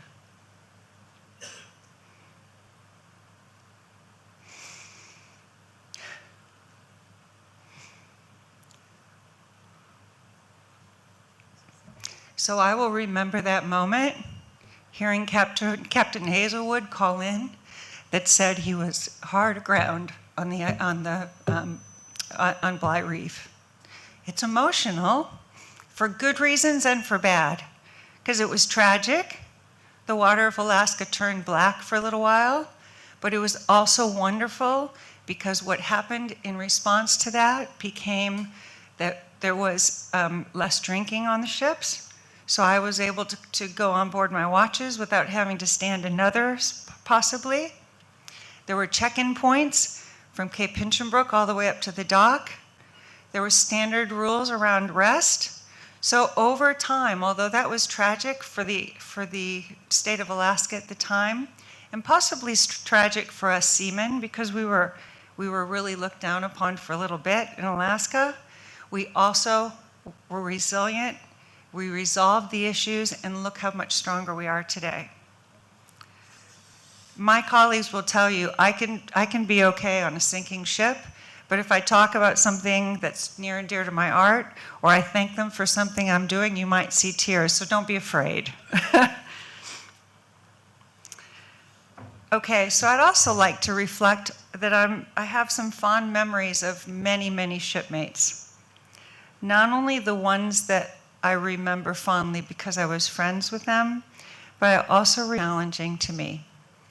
I have a friend who tells me that what's happening to you today is preparing you for tomorrow.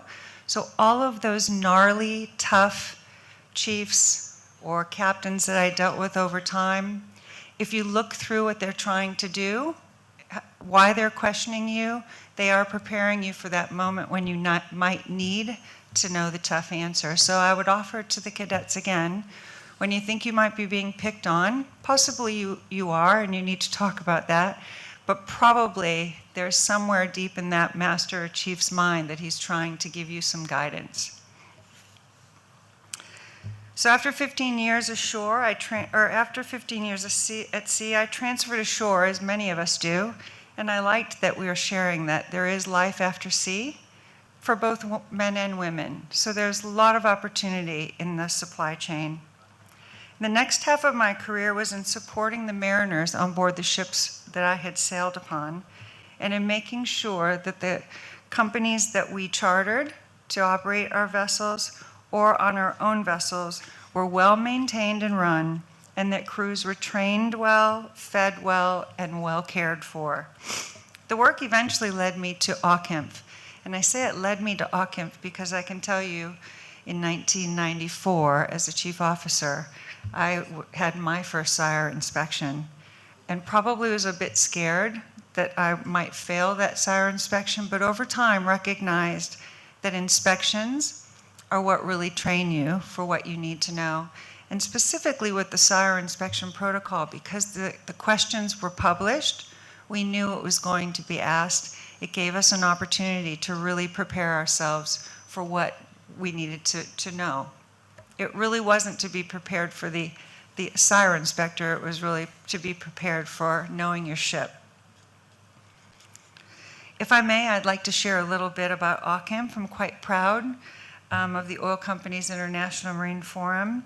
We're 54 years young, we'll be around 55 years next year, and we were formed in 1970 and have since grown to become a leading authority on safety in the global marine industry. Today we have 113 members and consultative status at the International Maritime Organization. Over the last few years, we've updated our strategy with what I consider a very clear vision. It's a global marine industry that causes no harm to people or the environment, and everything OCIMF does revolves around that mission. No harm to people or the environment. That means our work every day focuses on mariner safety. Every day, every conversation. The mariner is never far from our thought, and we might say that every day for us is the day of the seafarer. The headwinds can be strong for our industry, and OCIMF continues to lean forward to address safety incidents, the emerging energy transition challenges, and the evolving security threats that we heard about today. We need to stay true to our vision of that global marine industry that causes no harm to people or the environment. Here are a few specific elements that OCIMF's working on. I think they align to navigating the future of shipping safety first. People. People are the lifeblood of the industry, and they continue to be our focus. The forecast shortage of seafarers, exacerbated by the challenges brought about the global pandemic, demands a comprehensive approach to recruitment and retention across the industry. I see that the ministry is working really hard at this, and DG Shipping has true plans to make sure this happens in India. We as an industry must offer those sustainable careers that are committed to safety, environment, responsibility, and we must care for our people to ensure the industry remains attractive to compete for talents in other industries.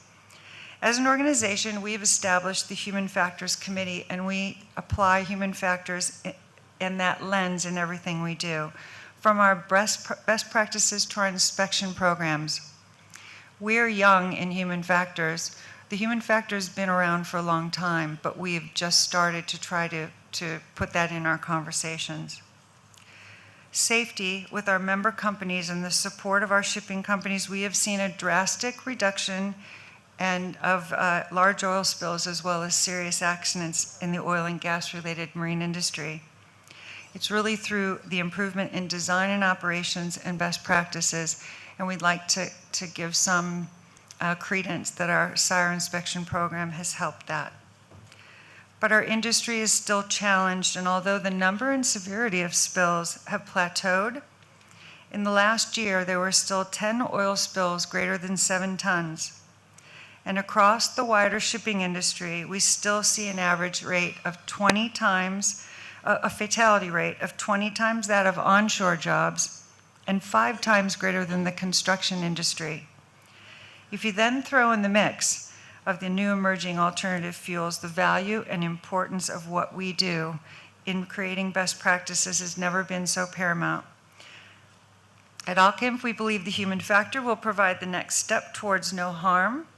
Human factors is about recognizing that error is normal, that humans make mistakes, and therefore we need to look at the wider system and build more error-tolerant systems and standardization, such as through design, culture, and human interaction. And we need to ensure that leaders create cultures aboard ships that empower people to speak up and share their concerns and emotions. I would ask the crowd here, if you're a mariner or a mariner-to-be, that you stay brave and you learn to speak up. I know it may be difficult at times, but those people who are not used to those conversations also need for you to prompt them. So make sure you talk about when you feel tired. Tell the captain when you don't feel like you're on your best game. It doesn't mean that you are not going to succeed or do a good job, but it will alert people that they might need to give you some help during that walk. Marine security, we work a lot with IMO and some of the other navies, so I thank you in India for the work that you've done in the past few months to protect the mariners. I feel sad to witness the incidents and that the innocent seafarers have had to endure. Also the families who have been impacted by this. So I think this is a really important piece of work for us.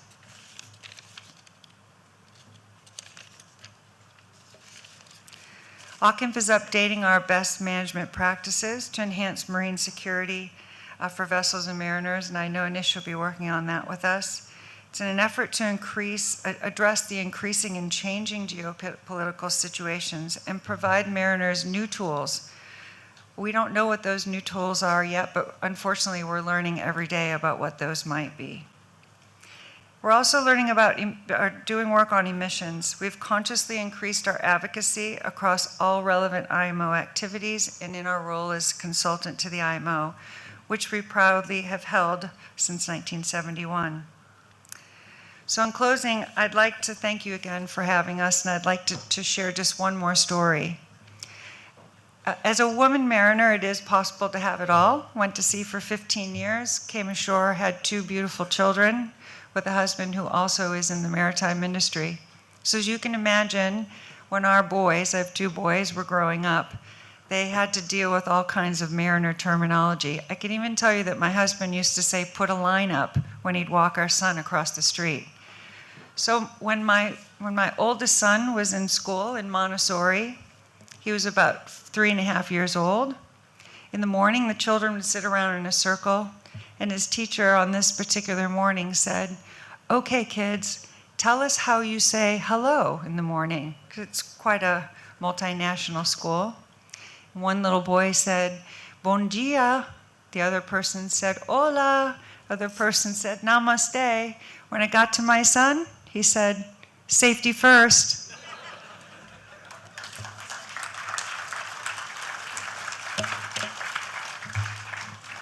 Thank you, Director General. Thank you, everyone, for helping us. Thank you for the Commission for setting up this wonderful meeting, and thank you for giving me the opportunity to speak. Thank you, Captain Davis. May we request you to stay back on stage, please? And many thanks for sharing your very emotional personal journey as well as professional journey and that little joke in the beginning. Thank you. May I request Sri Shyam Jagannathan ji to please present a memento to our guest of honor, Captain Davis.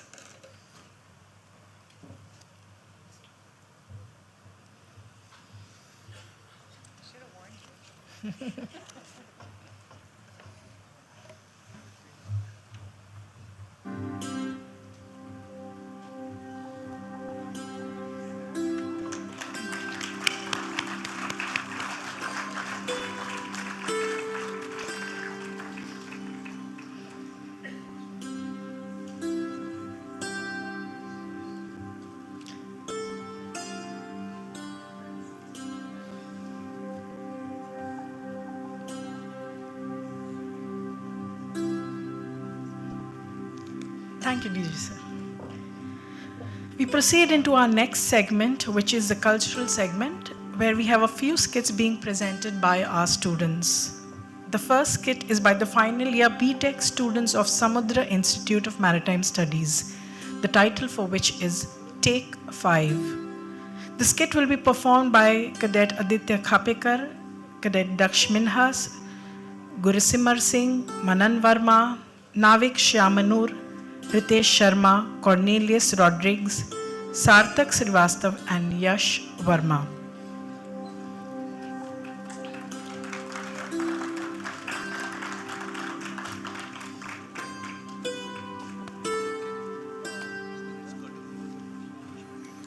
Okay.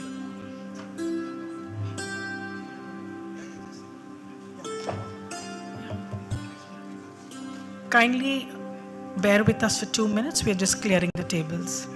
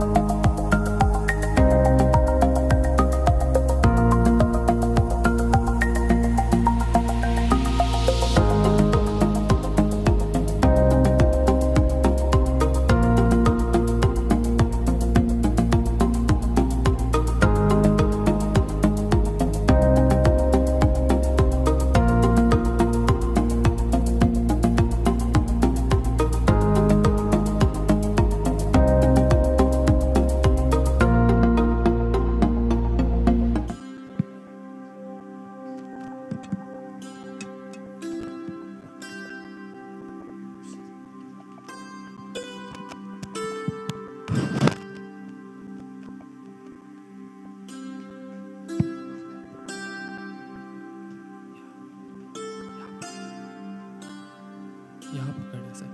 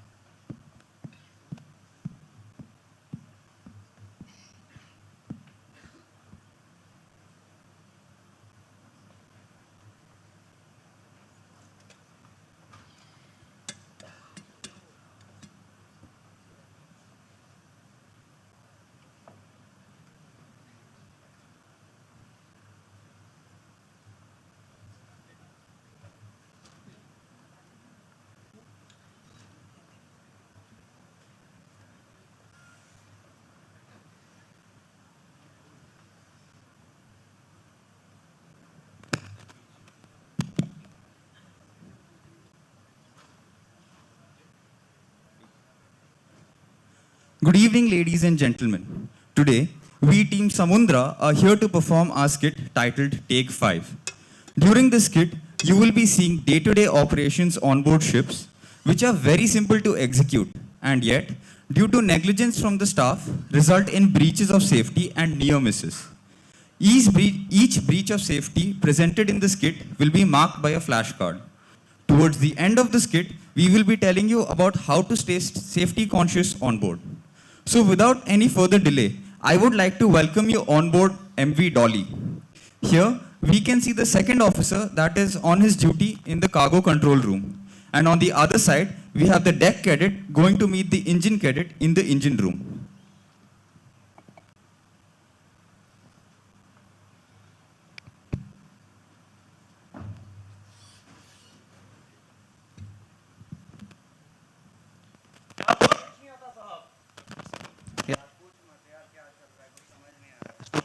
सुबह से वही chipping painting और चाय बनाने में time चले जाता है यार।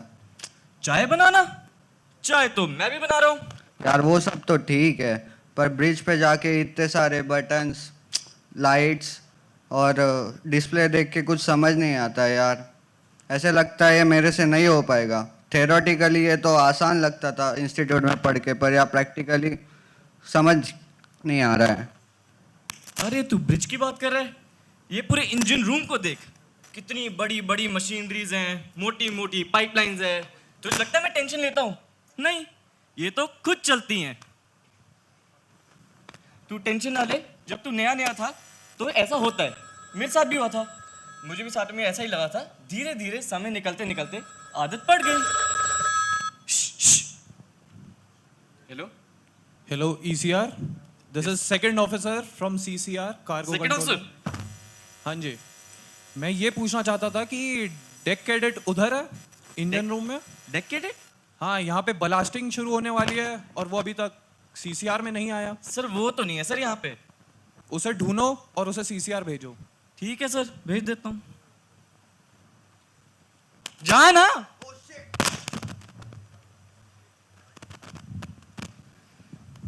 क्या होगा? सारी मशीनरियों का भी बोझ मैं ही हैंडल करूं और इन लोगों की मेंटल हेल्थ का भी। क्या दिन आ गया। एक और call. Hello hello, yes sir. Pachu, अभी तक डेक कैडेट तो CCR आया नहीं है। एक काम करो, तुम ही ब्लास्ट पंप शुरू कर दो। सर कौन सा पंप? ब्लास्ट। ठीक है सर, कर देता हूँ। ये ब्लास्ट पंप होता कौन सा वाला है?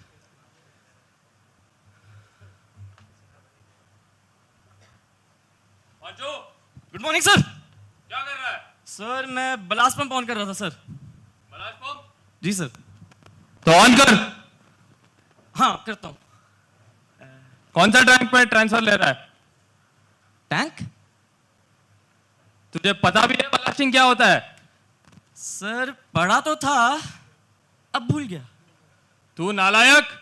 Your next port is airport. अरे नहीं सर, सर माफी सर, माफी सर, माफी कर देता, अभी कर देता, अभी कर देता सर। जल्दी कर। ठीक है सर, ठीक है।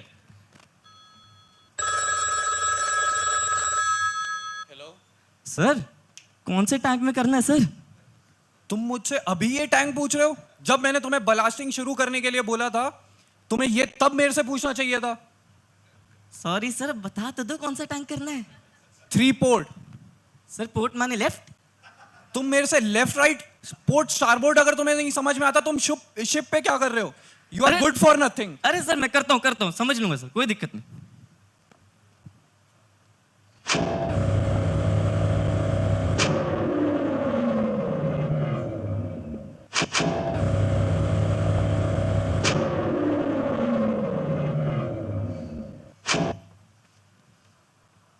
ये भी खराब है। अरे पांचू। Yes sir. हो गया ब्लास्टिंग? सर बस पूछ ही लिया था, वो बटन काम नहीं कर रहा। बटन काम नहीं कर रहा? Yes sir. इसका मतलब क्या होता है? सर वो पंप का मैंने ऑन किया, नहीं काम कर रहा। हटो, मैं देखता हूँ। जी सर। चल तो रहा है?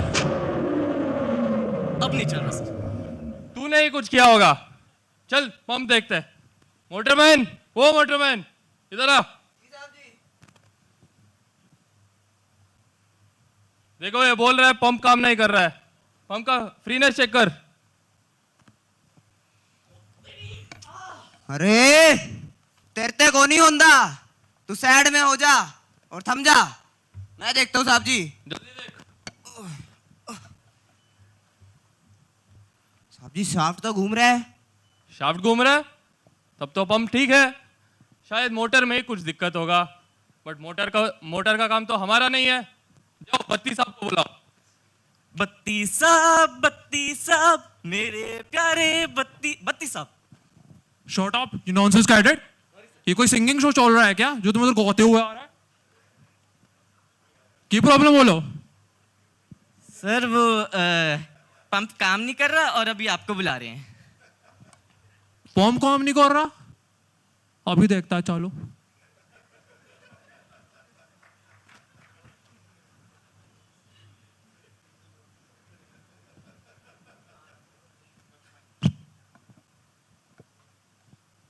बत्ती साहब जी देखो आपका मोटर खराब है। पहले ये बताओ, ये दादा ये नॉनसेंस कैडेट हमको गाते हुए बुलाने आ गया, अभी बताओ मेन प्रॉब्लम क्या है? देखो मोटर चल नहीं रहा है। मोटर चल नहीं रहा, अभी देखता है, ठीक हो जाएगा, 2 मिनट दो। देखो ना ना ना कब है आपका डिलीवरी डेट? ना ना अबे रुको रुको, क्यों लो? ये क्या कर रहे हो? क्या कर रहा है? अब इलेक्ट्रिकल आइसोलेशन किया क्या? नो। आपका जूते का है? कहाँ है? और चेकलिस्ट का क्या? अभी बताता है। पिछले 10 साल से हमारे गांव में जब भी बिजली जाता है लोग हमको बुलाता है और तुम हमको सिखाता है, और चेकलिस्ट वो हमारे दिमाग में है। देखो अभी ठीक करता है। करो करो जो करना है करो। देखो देखो कैसे होता है। नो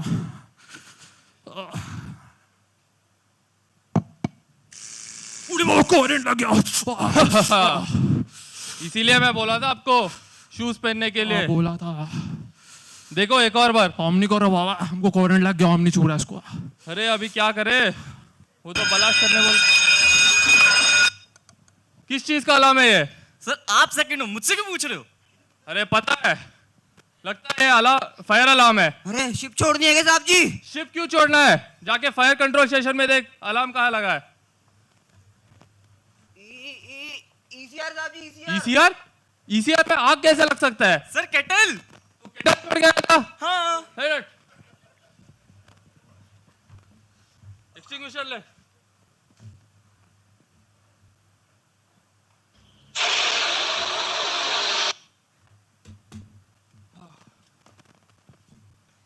चलो ईसीआर का फायर तो बुझा दिए, नहीं तो क्या हो जाता। ये क्या चल रहा है? फायर। फायर? ब्लास्ट पंप शुरू करने के लिए बोला था, ये फायर कहां से लग गई? डेक कैडेट तू यहां पे क्या कर रहा है? तेरे को सीसीआर में बुलाया था ना, भाग। सेकंड साहब, लग रहा है आपसे आपका अपना काम अच्छे से नहीं होता। आप मुझे सिखा रहे हो मेरा काम कैसा करना है? मैं सेकंड इंजीनियर हूं, ठीक है? What is going on here? बड़ा साहब, कैप्टन से ऑर्डर आया था ब्लास्ट पंप चालू करवाने के लिए, ये अभी तक ब्लास्ट पंप चालू नहीं करवा पाए। सेकंड साहब please please what can I tell you बड़ा साहब? वो कैडेट वहां चाय बना रहा था, उसके बाद ब्लास्ट पंप चालू करने बोले थे, पंप चालू नहीं हो रहा था, वो के यहाँ गिर गया, उसके सर पे चोट लग गया। बत्ती साहब आए, उसको करंट लग गया। मैं क्या करूं बड़ा साहब अभी?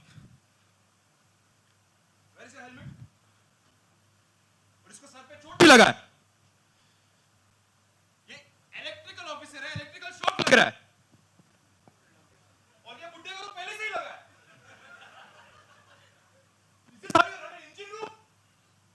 Where is the safe walking practice?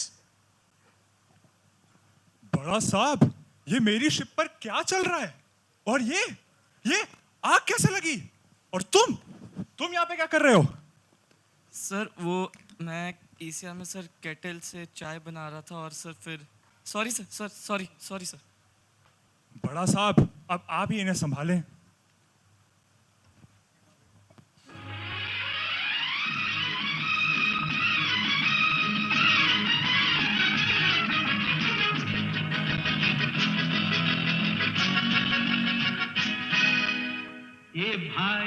दर देख के चलो आगे ही नहीं पीछे भी दाएं ही नहीं बाएं भी ऊपर ही नहीं नीचे भी ये भाई दर देख के चलो आगे ही नहीं पीछे भी दाएं ही नहीं बाएं भी ऊपर ही नहीं नीचे भी ये भाई Safety and responsibility. Not just मेरा और तुम्हारा और तुम्हारा और तुम्हारा और तुम्हारा safety. It's हमारा safety. It's our safety. This ship is our home. And it's our collective responsibility to keep it safe. It's each of our individual responsibility also to make sure that we make it back to our families in the same condition that we were when we came here. For this purpose, we at the Samudra Institute of Maritime Studies and our parent company, Executive Ship Management, pride ourselves in inculcating a safety culture based on the motto of safety always first. For this, we have something called as Take 5, in which 1, Step back and observe. 2, walk through the task. 3, Identify the hazard. 4, Control and communicate. 5, Safely complete the task. and remember, always engage the brain before you engage the hand. Thank you, all our students from Samudra Institute, for driving home the point about safety first in a very nice satirical way.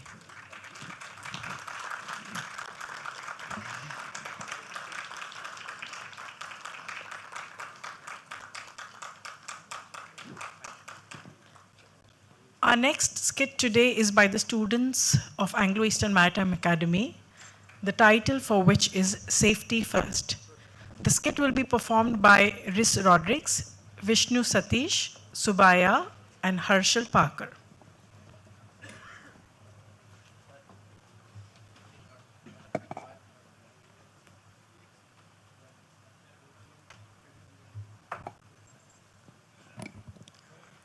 Good evening to one and all present here.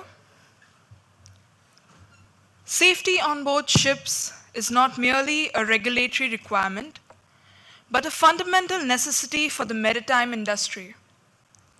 Ships operate in a dynamic and often hazardous environment, and therefore rigorous safety measures are essential to prevent accidents and protect lives. On the occasion of Day of Seafarers, we will present to you an enactment based on true events regarding the necessity of safety cultures on board.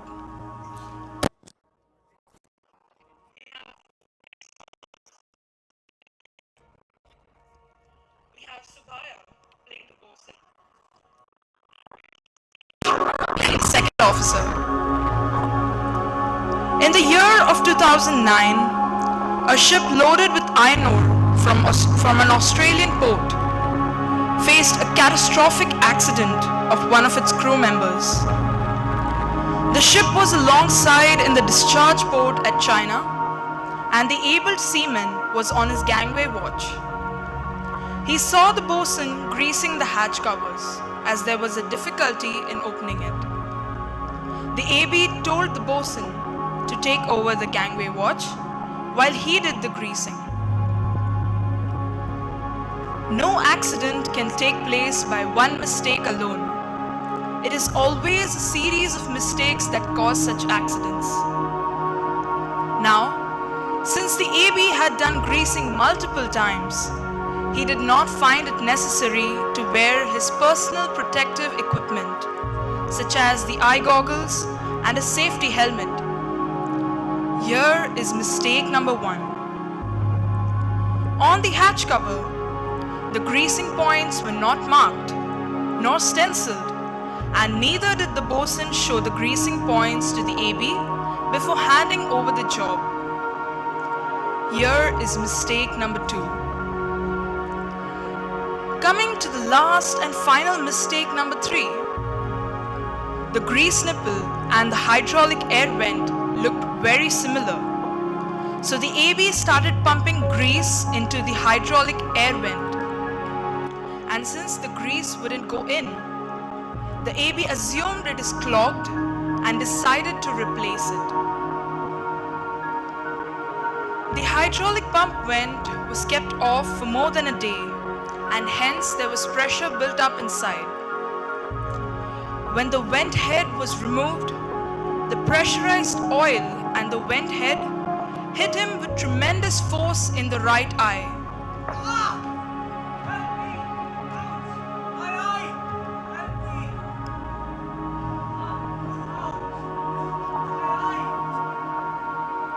The AB was taken to the ship's sick bay and was given first aid by the second officer.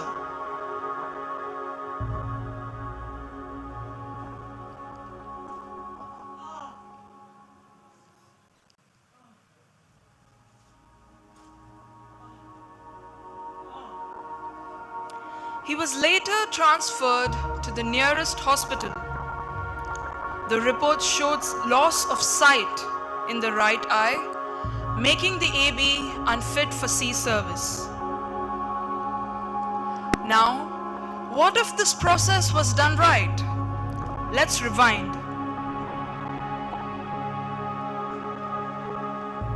The first mistake could have been avoided if the AB was not so overconfident and would have worn all the necessary personal protective equipment. For example, his safety helmet and the goggles, which could have saved his eye from permanent damage.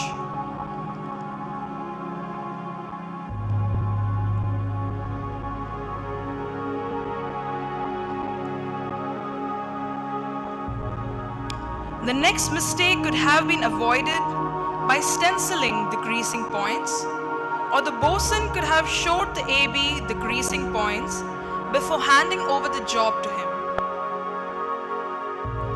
When in doubt, one can always ask twice.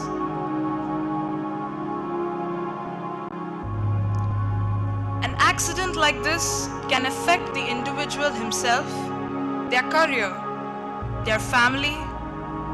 It brings losses to the ship, to the owner, to the company, and there is a negative environment among the crew as well. Safety on board is a multi-faced endeavor that demands constant vigilance, adherence to protocols, and commitment to best practices. We have our 15 golden rules of safety for the same. Through proactive risk management, the maritime industry can uphold its responsibility to protect lives, preserve the environment, and maintain operational continuity. Safety should always be our first priority. Thank you.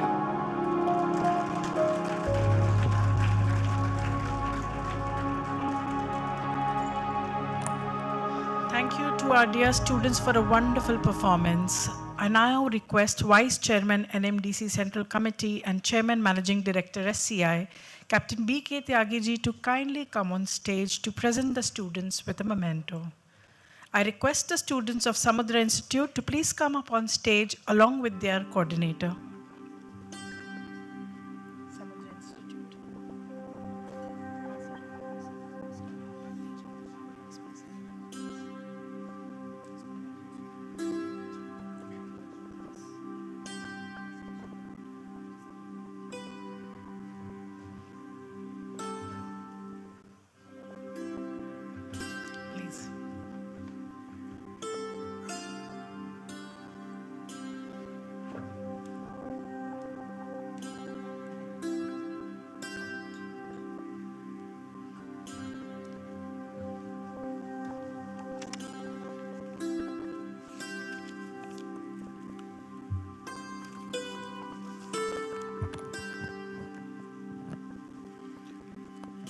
A very warm good evening to all the dignitaries and wonderful people present here, ladies and gentlemen. I know that it's too long, but for safety, we can take this risk to lengthening the program also, because it matters to us. And ma'am has already mentioned that all the presentations and the talks and the details have come from the heart. And we are the seafarer, we can bear this. Thank you, ma'am.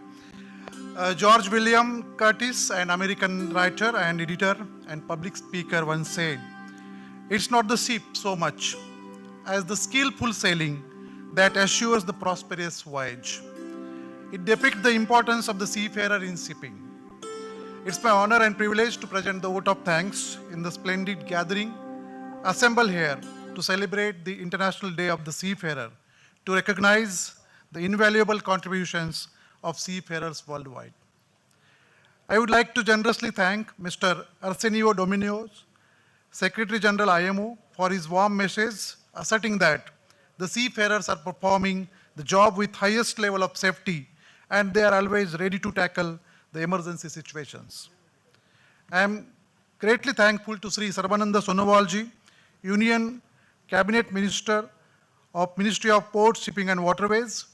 At the last moment, just in the afternoon only, sir has given the message, for his heartfelt message and warm message, and appreciating and recognizing the great contribution of Indian seafarers for maintaining the supply chain. Sri T.K. Ramchandranji, Secretary, Ministry of Ports, Shipping and Waterways, we are immensely thankful for your video message, giving the details of the work done by the Government of India for benefits of the seafarer and informing the importance of safety in the current scenario. We also express our sincere thanks to Captain Karen Davis, Managing Director, Oil Companies International Marine Forum, that is OCIMF, for her safety tips and guidance to the seafarer regarding the safety-related things. And the beautiful stories from her real life, touched with emotion and of course the humor. Thank you, madam. I am immensely grateful to our respected Director General of Shipping, Sri Shyam Jagannathanji. Sir, thank you very much for your innovative ideas and always trying to change the normal path and trying to do some new changes and bring some new innovative ideas and insightfulness in the seafarer's safety-related aspect. Thank you very much, sir. I am immensely grateful to the efforts taken by Captain Abul Kalam Azad, Nautical Advisor in charge, and Sri Ajit Kumar Sukumaranji, Chief Surveyor, and his fellow officers from DG Shipping for choosing the meritorious candidates to whom we have felicited in the function. A big thank to MASA for starting a very innovative education grant scheme to support and encourage women to take up the seafaring as a career and awarding cash prizes to the meritorious students. The details given by the officers from DG Shipping are very informative. Although it was lengthy, but it was containing very informative coming from the horse's mouth, because they are working directly behind the screen, but for the subject, for the cause of safety-related aspects. Thank you very much. NMDC will remain indebted for your guidance, filled with experience on navigation in the future and keeping the safety at the forefront. I would like to congratulate all the candidates who have received appreciations for their excellent academic performance. I would like to wholeheartedly thank all of them and their family members joining with us. I congratulate and thank the members of the NMDC for their efforts and devotion toward this Herculean task of preparation and publication of the souvenir.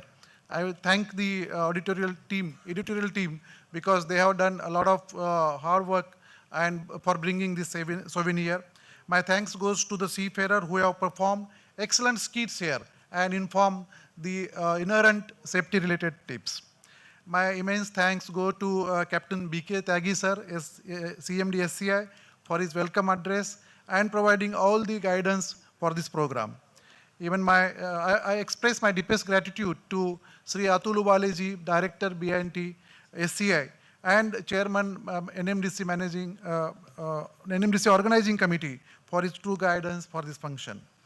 I express my special thanks to the special guests from OCIMF. For them, it must be lengthy, but it was filled with the enthusiasm. Thank you for joining with us. The officers from Government of India, that is central government, and Government of Maharashtra, those who have joined with us to increase the moral and confidence of our seafarers. I express my profound thanks to the Maritime Training Institutes, and especially the cadets, those who have come from long distance like Vasai, and they have performed the skits here also. And they got the real benefit of, I hope that they get the real benefit out of this program.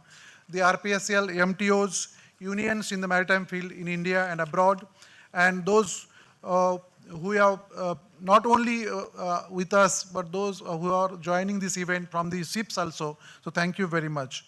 I specifically thank the Swatantri Veer Savarkar Savagra, along with some hitches during the program, but they have managed the whole affair. Thank you very much for providing the logistic support.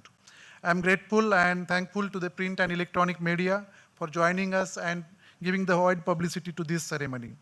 There are a large number of people behind the stage and those who are working tirelessly. I can't take the name of all of them, but I thank from the NMDC committee for their Herculean task. Madam Salaya, thank you very much for managing such a long day, like a 3 to 7, 4-hour program. It is difficult to manage, but you have done it very nicely. Thank you very much. Once again, thank you all for joining us this special occasion, and let's carry forward the spirit of today as we work towards a brighter future for our seafaring community. Thank you very much.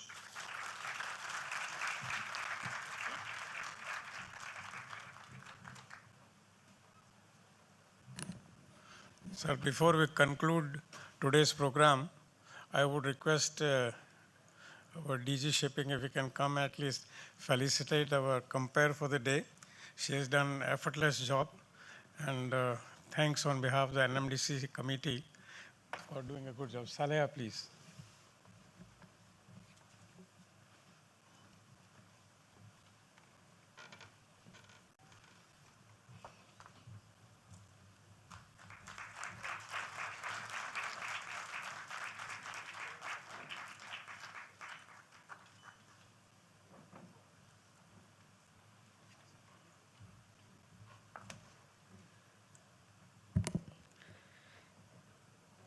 It's time for a national anthem, and we request all our guests to join us for the same.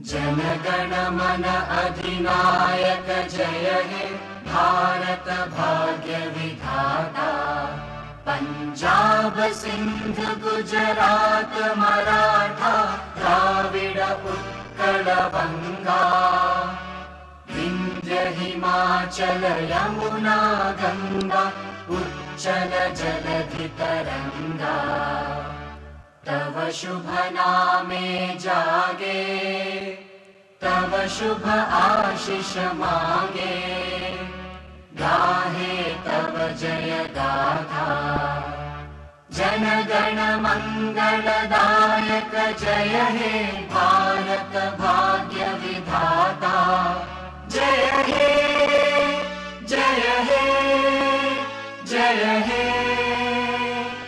जय जय जय जय हे Thank you, everyone. Kindly note that the committee has arranged for some tea and light snacks, so please help yourselves before you leave. A separate arrangement has been made for our dignitaries, and we request our committee members to escort them for the same. It was a pleasure to have you all today. Until we meet again, I, Saleha Sheikh, as MC, will take your leave. Thank you.